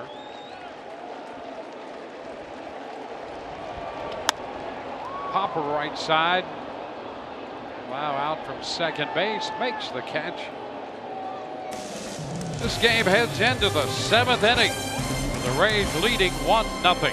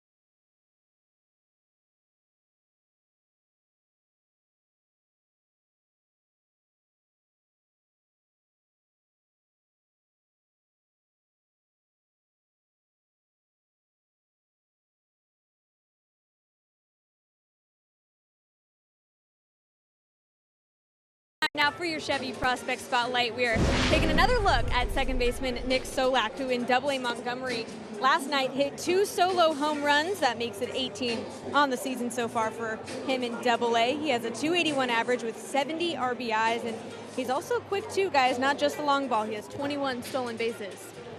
Yeah, Montgomery continues to lead the Southern League in runs scored. And Durham has been at the top or near the top in runs scored. Certainly runs batted in. They still lead the International League in that department. So the system continues to show some offensive prowess as well. New pitcher for the Red Sox, hard-throwing right-hander Joe Kelly to face G-Man Choi. And the first pitch is 97. A little wide, 1-0. Plenty of velocity from Joe Kelly. Command. That's the issue that he brings.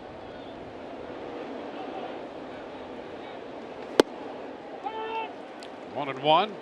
Choi's been on twice with a single and a walk. Hitting 245.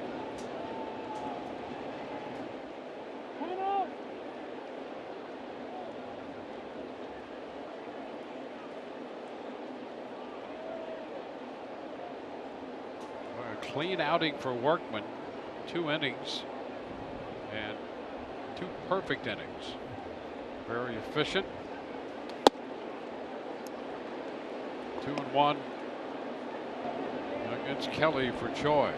Lau next, and then Sucre.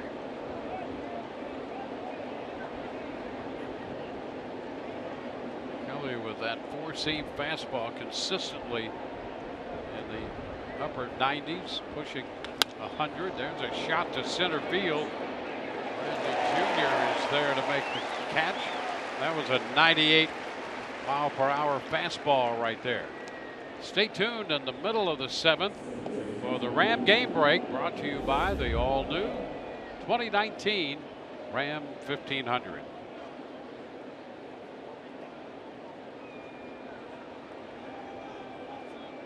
One away here in the 7th for Brandon Lau.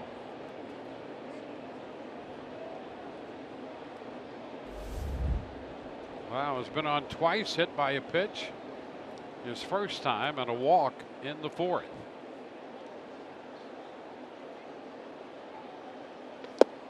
Fastball 99, a cut and a miss. Lau trying to turn it up.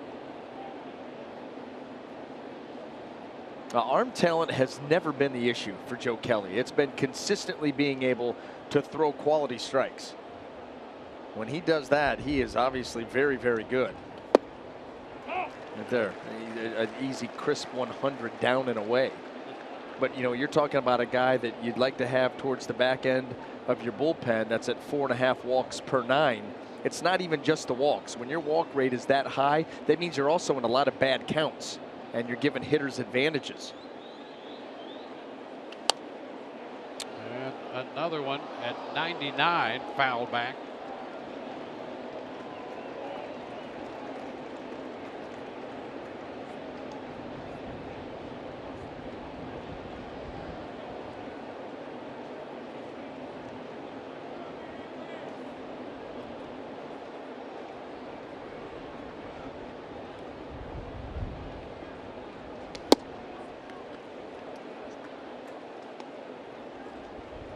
One out, bases empty. A 1-2 count to Lau. Rays picked up their run. A solo home run by Joey Wendell in the 2nd inning.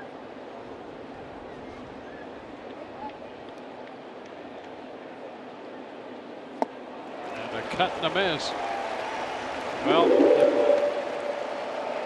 he can command that to go with his fastball. I mean, that's been the issue with him. What do you have do? No chance on this. No, the knuckle curve at 83. So off his best fastball, it's minus 17. Oh, and by the way, pretty good depth there, 12-6. Jesus Sucre.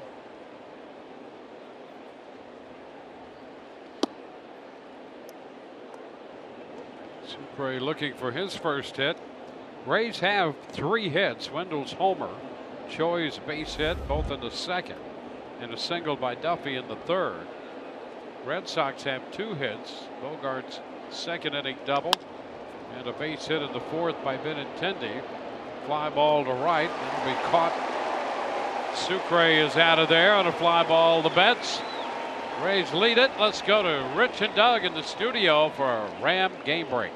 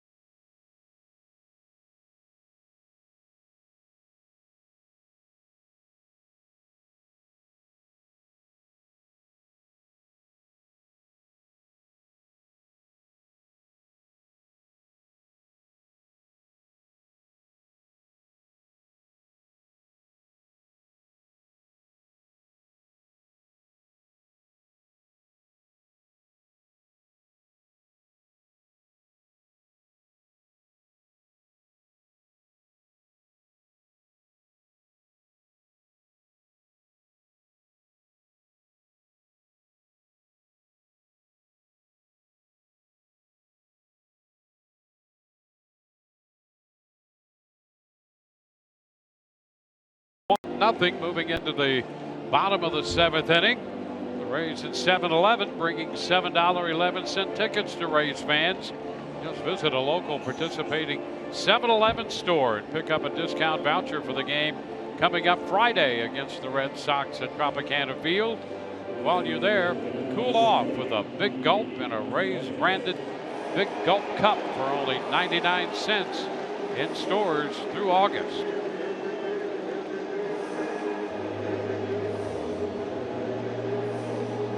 You're looking at J.D. Martinez.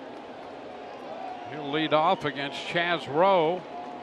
Martinez, Bogarts, and Nunez due up in this 1-0 game. Rowe came on to get Pierced in the 6th. Now against Martinez, and the pitch is a strike call.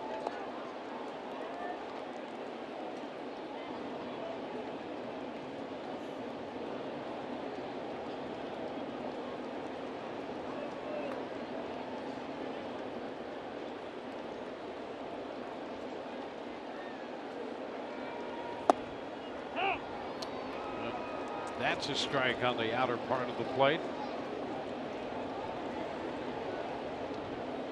Quickly ahead of Martinez.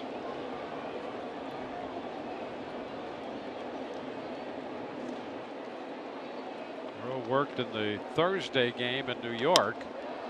This one lifted up the right side near that low wall, and Malix runs out of room. He made that great catch challenging the low wall here the other night. That one a few rows deep, and he could not get to that one. Take a look at that great effort by Malix Smith here the other night. Oh, I had to go a long way, made a nice catch, and then ate that wall right into the rib cage. Oh boy. Made that catch on the ball lifted up there by Eduardo Nunez.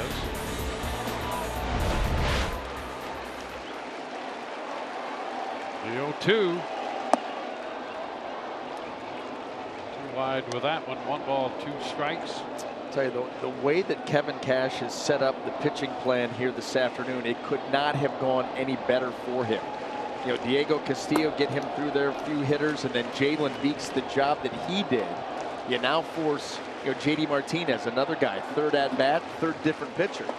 And you think about this, if J.D. Martinez does come to the plate again, he will have his 4th at bat against 4 different pitchers. Yep. You could, I mean, if you're going to have a bullpen day, that's the way you want to have it. You want to make it as difficult on the best hitters on the other team as you can.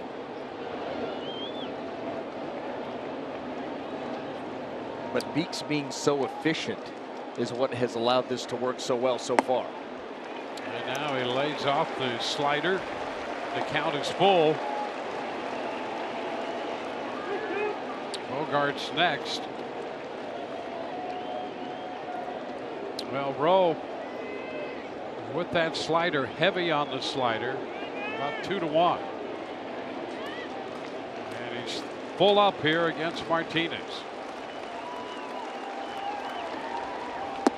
And he gets him. Slider there, 3-2.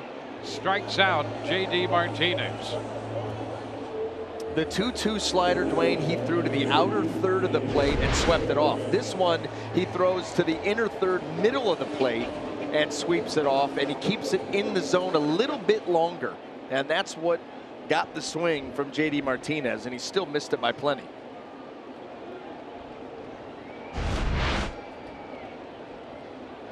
Xander Bogaerts. Bogaerts has been on twice with a double and a walk in this game.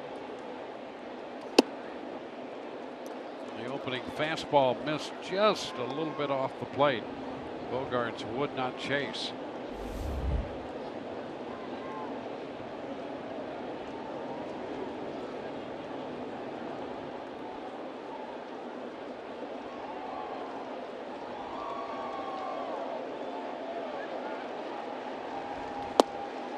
Strike. Slider that caught the zone.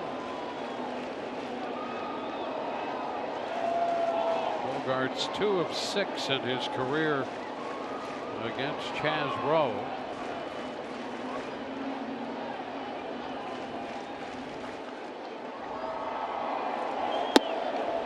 Takes that one inside. Slider stayed in that time. 2-1.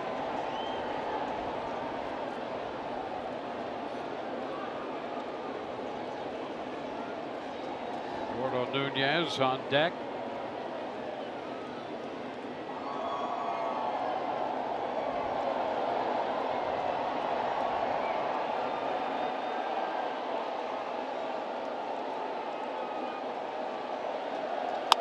Cued off the end of the bat, foul to square the count at 2-2. At this point, both bullpens busy. Castillo, Beeks, and Rowe for the Rays. Alvarado, the lefty, up for the Rays. Barnes up for the second time for Boston.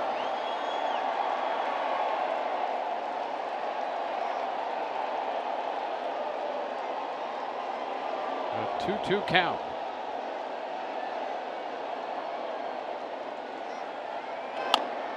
Chopper right side, glove by Crone, and he takes it in unassisted. Strikeout of Martinez, the bouncing ball off the bat of Bogarts. Enhance your next game day experience with the MLB Ballpark app.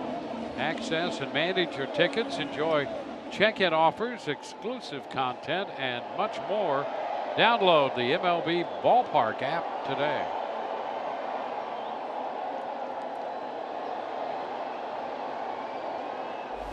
Eduardo Nunez.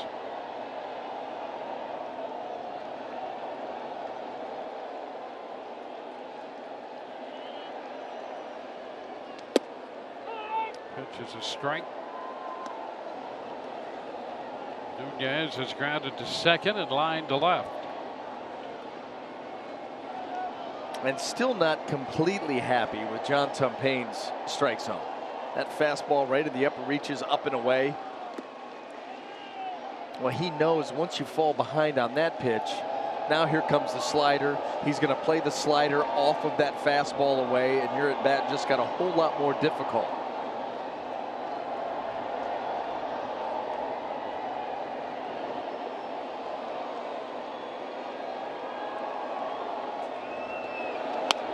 High pop foul coming straight back out of play. Big swing there by Nunez. Now 1-2. It's one of the rare sliders that Rowe has left out over the plate where you could get a good swing on it. More often than not, he's able to pull that pitch off of the plate by design, and you end up reaching for it, and the swing isn't very aggressive. And that's what you expect to see here. If he's going to go with the slider, and he is, trying to get this thing off the plate and get the chase and the reach. And a swing and a miss. That takes care of Nunez. That was not a chase and a reach. Backed up on it. We go to the 8th. 1-0 Rays.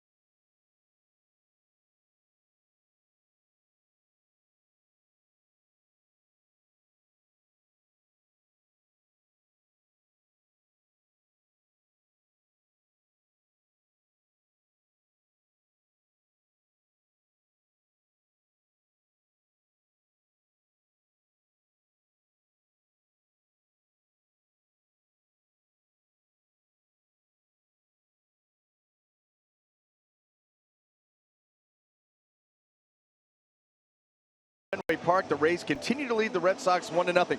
How devastating is Chad Rowe's slider? Check this out.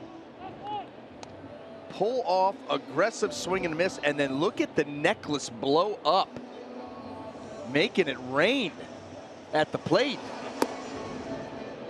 And a lot of cleanup that needs to take place, because you saw that thing shatter, pieces going everywhere.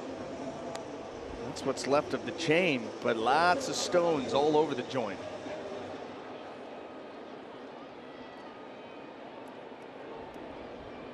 Right there, put one in his pocket.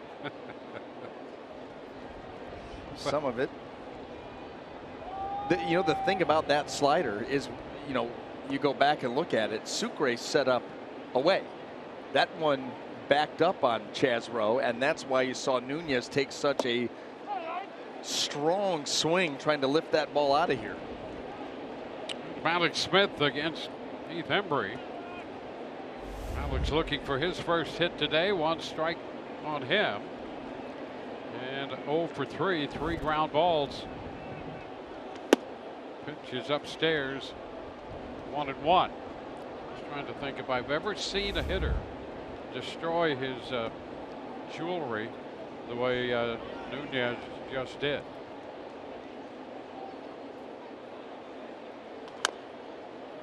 Foul ball. It's now 1-2.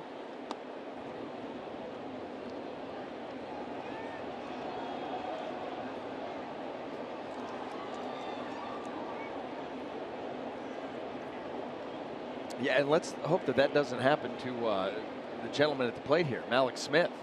Got that big giant state of Florida hanging down. Pitch down and in. Well, you know, Malik's did find that the state of Florida left him between second and third in a game in Minneapolis, and he's reinforced the chain now. Ah. You know, Dwayne, I was not there for that series, so it snapped the chain. Yeah, hey, there's a fly ball driven deep into right center field. Betts gets over there, however, in front of the bullpen and makes the catch. Boy, Malik, who picked up his second home run of the year on this road trip at Yankee Stadium, making a bid there, at least for an extra base hit, and Betts got over to grab it for the out.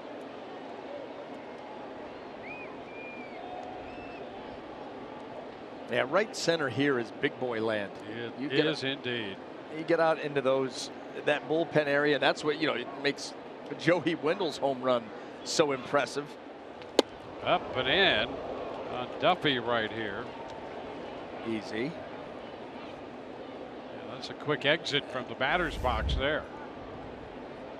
You know, pitching in is one thing, but when these hitters see that ball come out of the hand and it's up near the head area, that's where you start to get into some issues.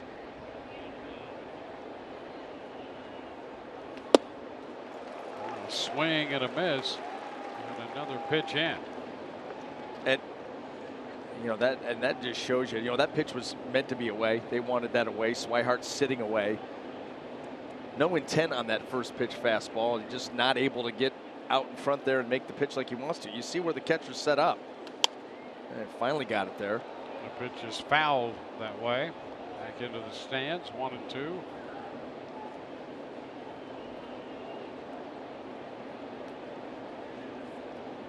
We saw Embry briefly in the game on Friday night. He followed Brian Johnson to the mound.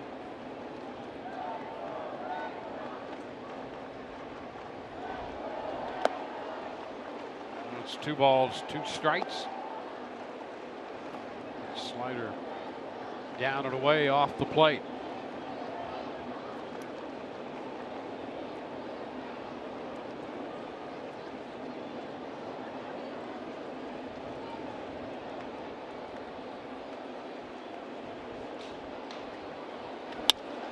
Fly ball back into straightaway center field.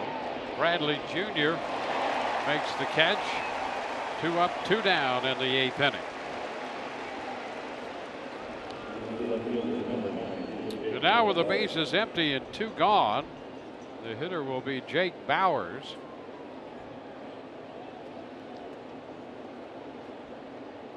Embry faced Bowers in that outing Friday. The only man he faced.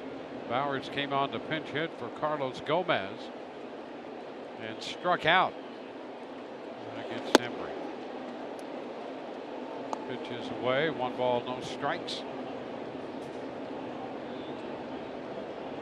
Embry got Bowers to 2-2 the other night, threw the slider to strike him out swinging. Fastball, a called strike, and it's 1-1.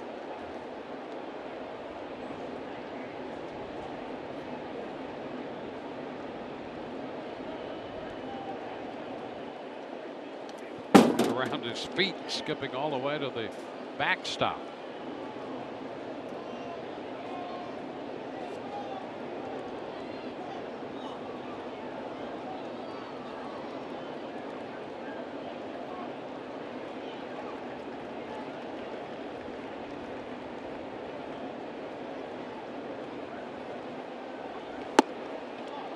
And it's a 3-1 count now, so Bowers up in the count.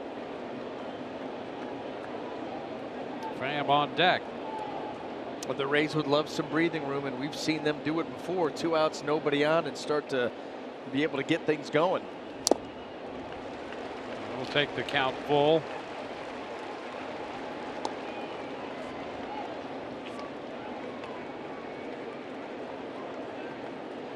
It's been a nip and tuck battle all afternoon long, and both of these pitching staffs, basically both of them on a bullpen day. Numerous guys coming in, getting the job done. Well, the Rays have stranded 5. The Red Sox have left 3 on, and Bowers will draw a walk here.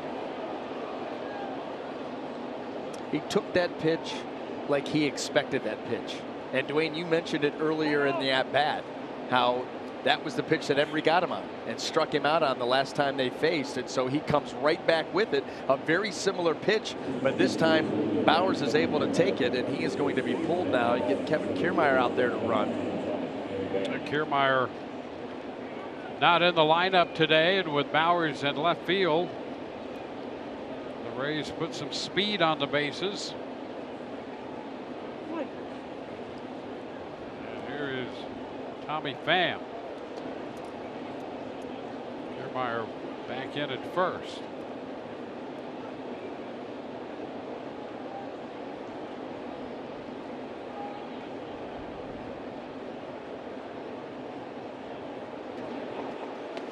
A swing and a miss on the fastball.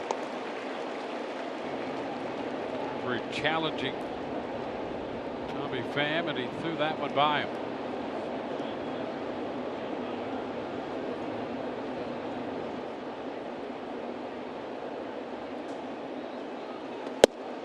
There's a fastball. He takes it. 0-2.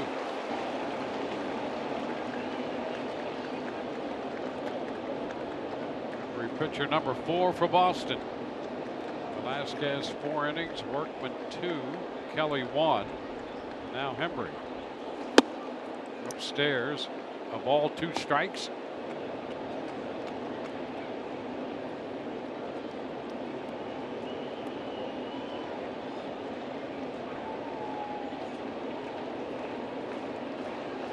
Walk drawn here in this inning. First base runner since Lau walked in the 4th for the Rays.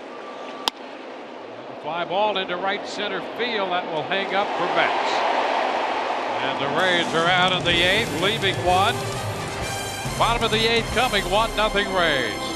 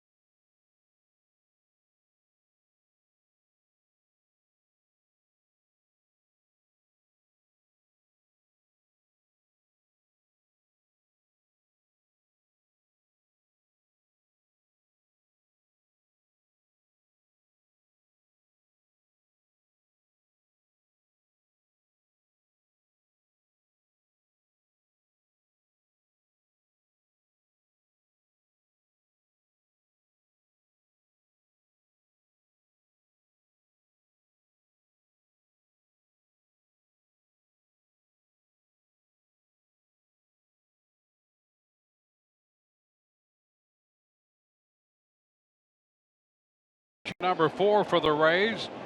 He'll face the bottom part of the Boston lineup.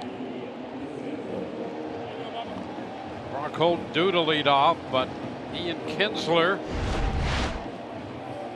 will grab a bat. Here's the pitching breakdown so far for the Rays today, starting with Diego Castillo. This is the most important part. Across the board, they have kept the Boston Red Sox off of the board, and they have to do it for a couple of more innings if they want to get out of here victorious. Pham now in the left, Kiermaier's in center. After Kiermaier was utilized as a pinch runner. And Kinsler will hit for Holt.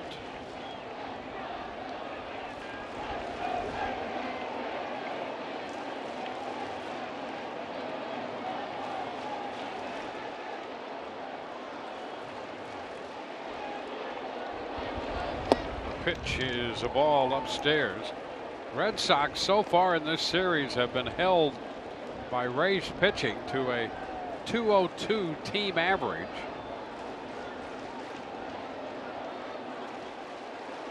They won the first 2 games 7-3 and 5-2, despite hitting just over 200. Today they have been limited to no runs and just a couple hits.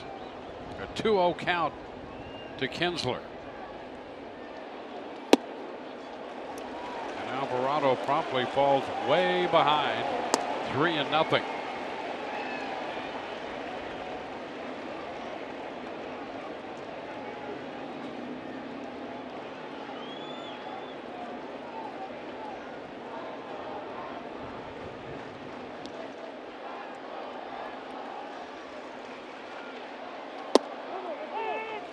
Takes a strike. Very rarely will you see Ian Kinsler take fastballs right down the middle. Here later in the game as a pinch hitter, you're trying to get on base any way you can, and it will not be taken again. He shoots this one foul. Wow. Hit it hard. Foul into the screen, back a third. Well, you know what? And that's why the screen is there. Yep. For bullets like that, those people did not have a chance. You know, the amazing thing is the screen has not been there all these years. As we mentioned the other night, this is the 107th season of baseball here at Fenway. Yeah. It took them that long to figure out the screen's a good idea.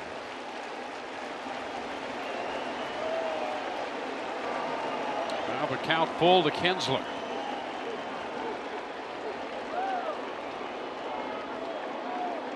And a cut and a miss. Boy, Alvarado comes back to get a very big strikeout on Kinsler. And he did it because he was willing to take a risk and make a gutsy pitch. All those fastballs to follow behind, and then he's going to come with this slider at 92 and look at it, bottom out.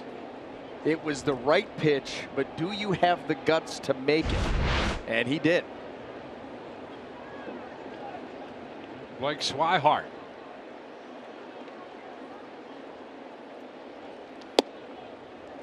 Pitch upstairs, 1-0.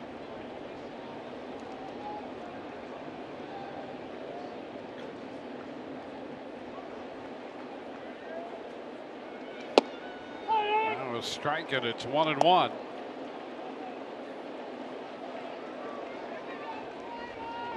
A run, 3 hits for the Rays. No runs, 2 hits for Boston. Ryan Stanek up in the bullpen. And there's a cut and a miss. 1-2. And a great breaking pitch right there. He throws it hard. And you know, the way that he grips that pitch, he really doesn't rip, you know, like a typical slider. He's just kind of off the edge to it. But he throws it with so much velocity that it just bottoms out. Comes right back and gets him again. Another great pitch there. So back-to-back strikeouts. But Dwayne, we're going to get a good look here on that slider and the grip. See, just off to the side. It's almost like a cutter with depth. He's not really ripping on that pitch, but look at that thing just take off down and in. Sometimes it'll go straight down or appear to go straight down.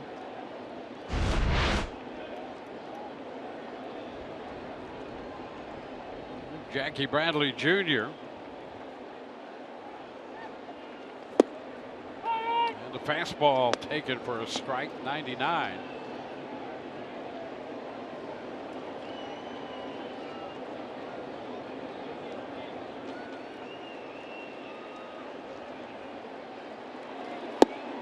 And he comes back there and gets the strike. And again, the slider. And it's quickly 0-2. Larry, the lefty, joining Stanek.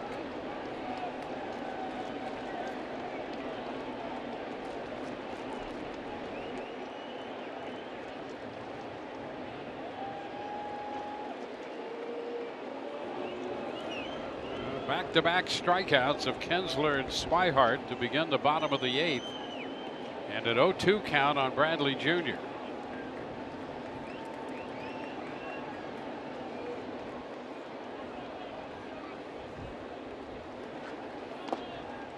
One ball, 2 strikes.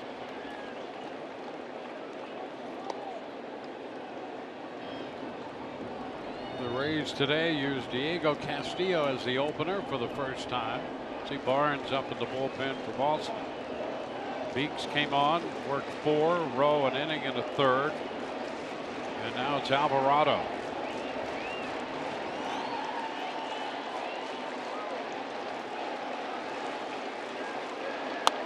And he fights off the hard stuff there and fouls it.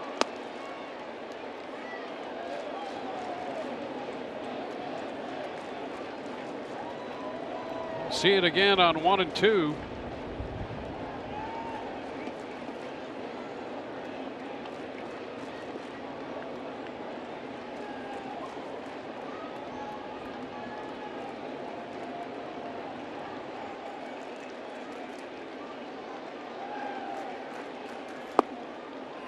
Takedown right there, just missed low. And that slider. 2 balls, 2 strikes. Here's how close it was. Well, it was executed well. You could even see Sucre shaking his head. Yeah, you threw it right where I wanted it. Just a good job by Jackie Bradley to not chase. And a swing and a miss. He strikes out the side, getting Kinsler, Swihart, and Bradley Jr. We go to the 9th, 1-0 Rays.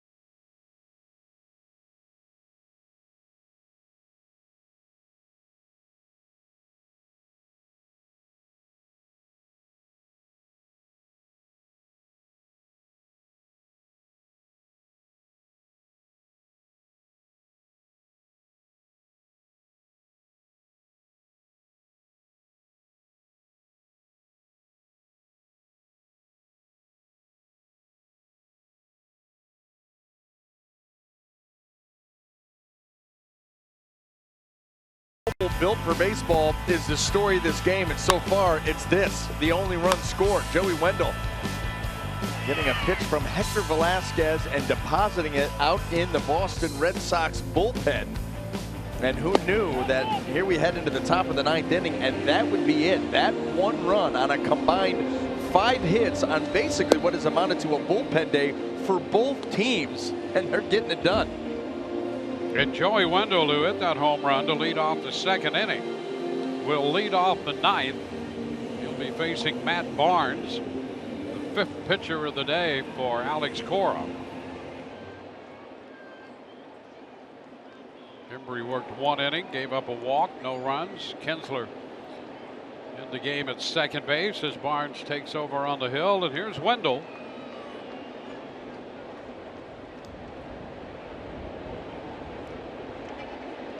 And he tries to drag that ball and fouls it. Strike one.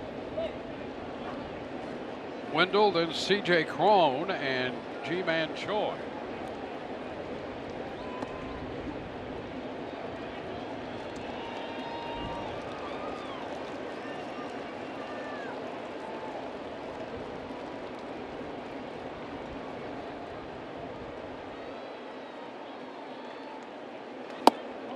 Inside, 1-1. Crowd of over 37,000 here. Romo up in the bullpen for the Rays. 37,242.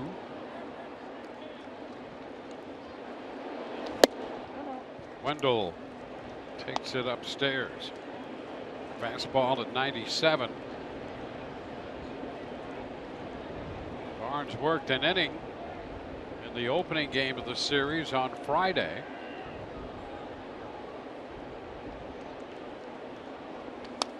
It's fouled back. 2-2. Barnes in that game on Friday did not allow a run, gave up a hit and hit a man, picked up 2 strikeouts.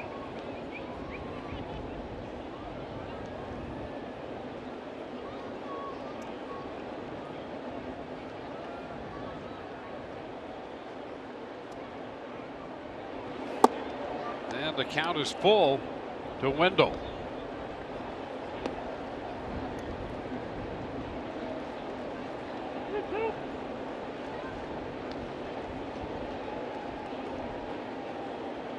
Wendell came into this game hitting .349 since the beginning of July. And is out on strikes. And with that goes the bat. Yeah, that swing is not going to make Joey Wendell's highlight reel, and he just was completely fooled by the pitch and just tried to get the bat moving at the very end, looking obviously for something else. Got the fastball, and you could see him pull that trigger a little bit late. Everything just out of sync. Yeah, I'd leave it too. Now C.J. Cron.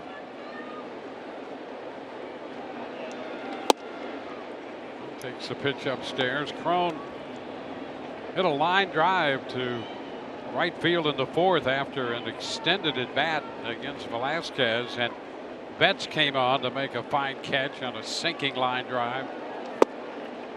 It'll be a strike, and the count is 1-1.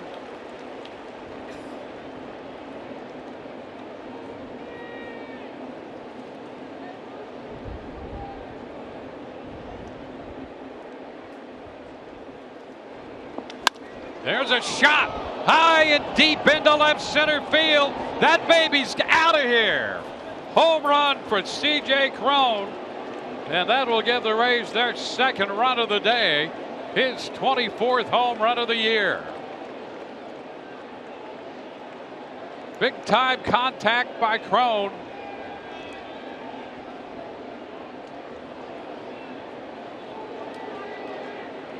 And it's 2-0. Well, here it is, a split, and it doesn't do much. C.J. Cron all over that pitch, middle of the plate, somewhat down, and that is a danger zone when you're going up against C.J. Cron. He absolutely knew it. It takes down another sign. This one out into left center field. And boy, does that run seem huge. Well, the Rays had led 1-0 since the second inning, and now it's a 2-0 game with that ninth inning home run by C.J. Cron.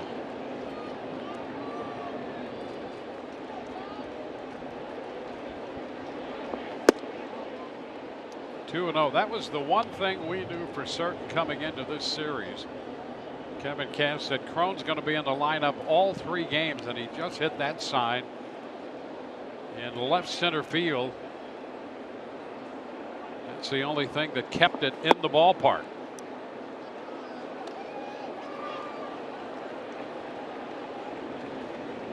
Three and 0 now.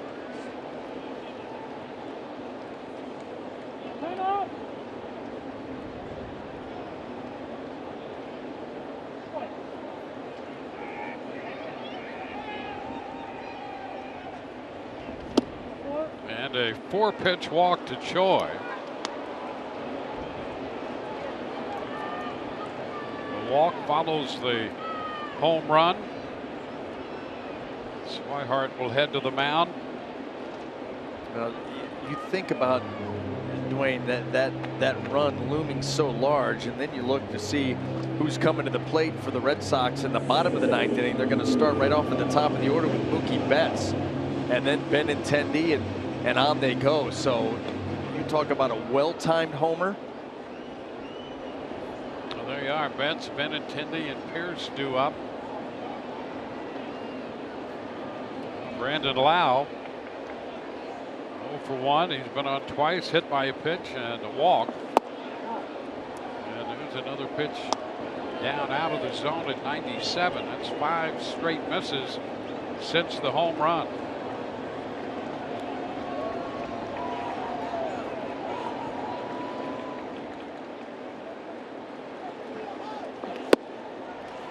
Swing through the fastball up at 97.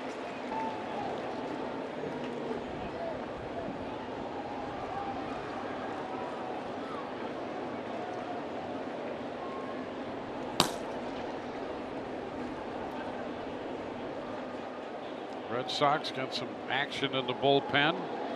Drew Pomeranz. Now it's a 2-1 count.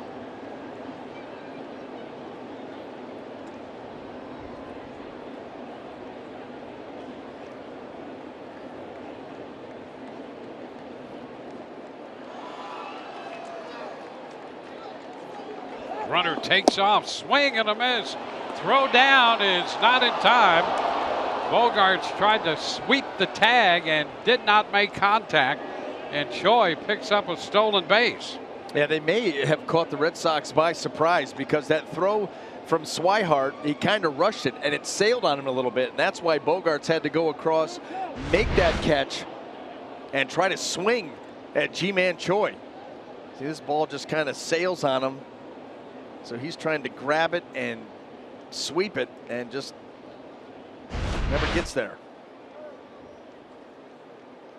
Now 2-2 on Lau, and the count's going to be full. I don't know if there was a little mix-up right there. I think there was, because Blake Swihart caught that fastball as if he was expecting something else. Remember, there's a guy on second. We're going to change up our signs. Watch how he receives this. He's making a quick left turn there. You can see the glove kind of flip. I mean, fortunate for the Red Sox that he was actually able to catch that. It was 98.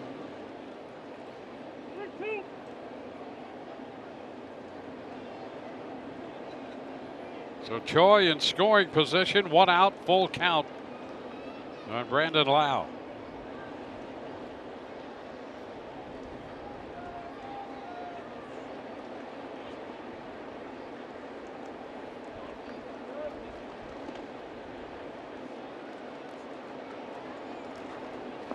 And a cut and a miss fastball strikes out Lau. 2 outs in the inning, both on strikeouts. And if the Rays are to get any more, it'll be up to Sucre. Here's that pitch. Staying right behind that 4-seam fastball. That was 97. You see it jump the bat right there. It's tough to get out there and get to.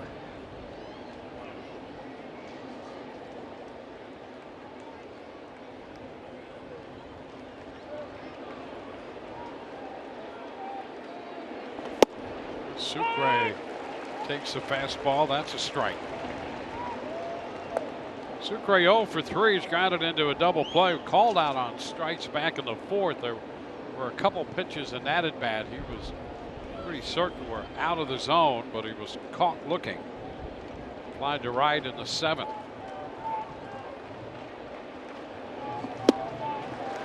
And now behind in the count. A couple of fastballs here. 0-2.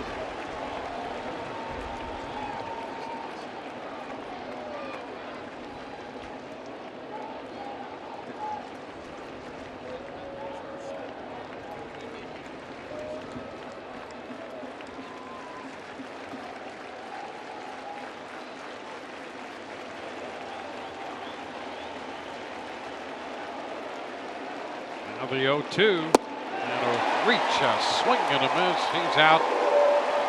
Rays are finished in the top of the 9th, but they pick up another run on C.J. Cron's 24th home run of the year. Bottom of the 9th coming. It's 2-0 Rays.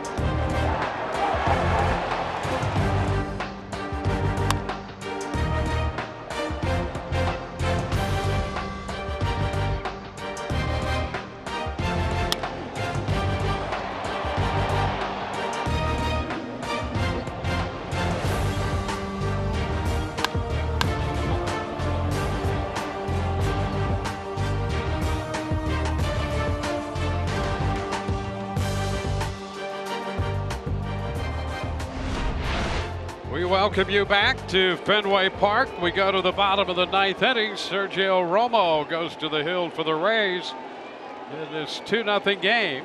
99 career saves for Romo, and he faces the top of the lineup. First pitch to Mookie Betts is a strike. Andrew Benintendi to follow, and then Steve Pearce do. Well, if Romo is going to get number 100, he is going to earn it. That is for sure. The pitch is line foul into the seats, and it's 0-2.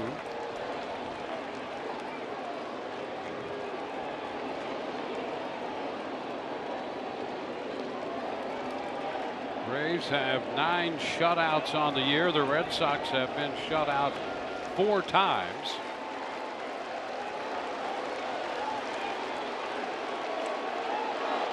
And Betts checks on a pitch that sweeps wide. 1-2.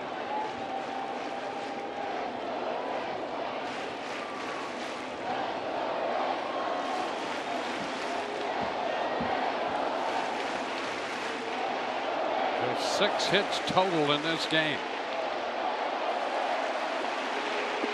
And now it's 2-2. Mookie Betts 1 of 3 in his career against Romo. Romo's last outing was that game in New York when Kolarek had to come on with the bases loaded, nobody out, and get the next 3 hitters. There's a cut and a miss. Betts is out on strikes, and that's out number 1 in the 9th. Boy, is that a huge out. Mookie Betts leading things off, and Romo tries to get him to chase that breaking ball a couple of times off the plate. He wouldn't do it. So this one, he keeps it on, and you can see a little bit of a change of speed. Gets Betts out in front. So 1 away. Here is Benintendi.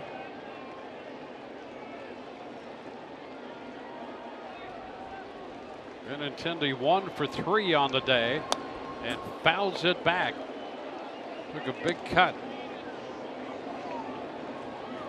Pitch caught a pretty good piece of the plate. You feel fortunate to get strike 1 and you move on. And you know, the left-handers with Romo too have to contend with the changeup. Inside. 1-1. You may get one right here after that fastball up and in. Sergio kind of keeps that pitch in his back pocket until he faces the left-handed hitters. And sometimes that sweeping slider coming in on lefties. And he misses away. 2-1. Benintendi 2 hits and 5 career at bats off Romo. One of those hits a double.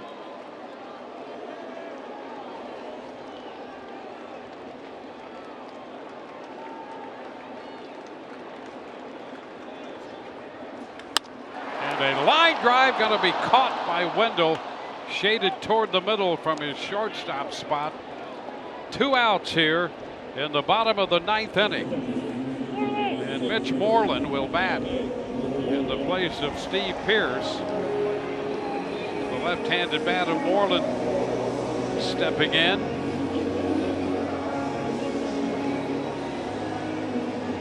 Moreland 0 for 3. In his career against Romo.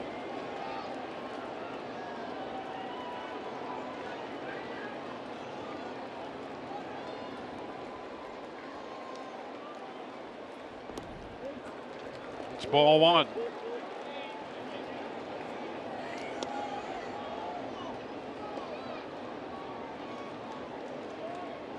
.257 on the year for Moreland. Doubled in a run in their 4-run first inning last night. Takes ball 2 outside.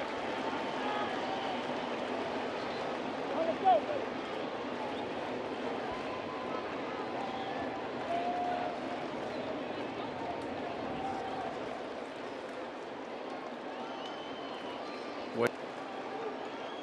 2-0 delivery. Big cut and a miss there. Got him to chase. 2-1. J.D. Martinez on deck. Rays would rather face him at the end of the homestand at Tropicana Field. Kansas City in for 4 and then Boston for 3.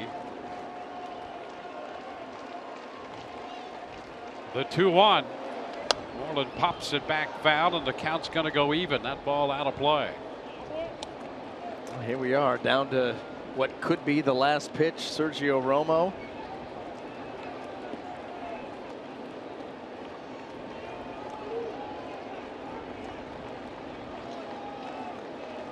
Betts struck out.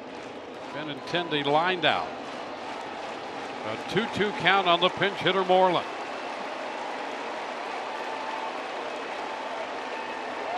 And a swing and a miss. This one is over.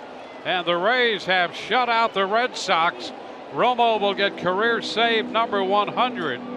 And the Rays, in a combination of Castillo, Beeks, Rowe, Alvarado, and Romo, have thrown a 2-hit shutout over Boston. A 2-0 final here. And the Rays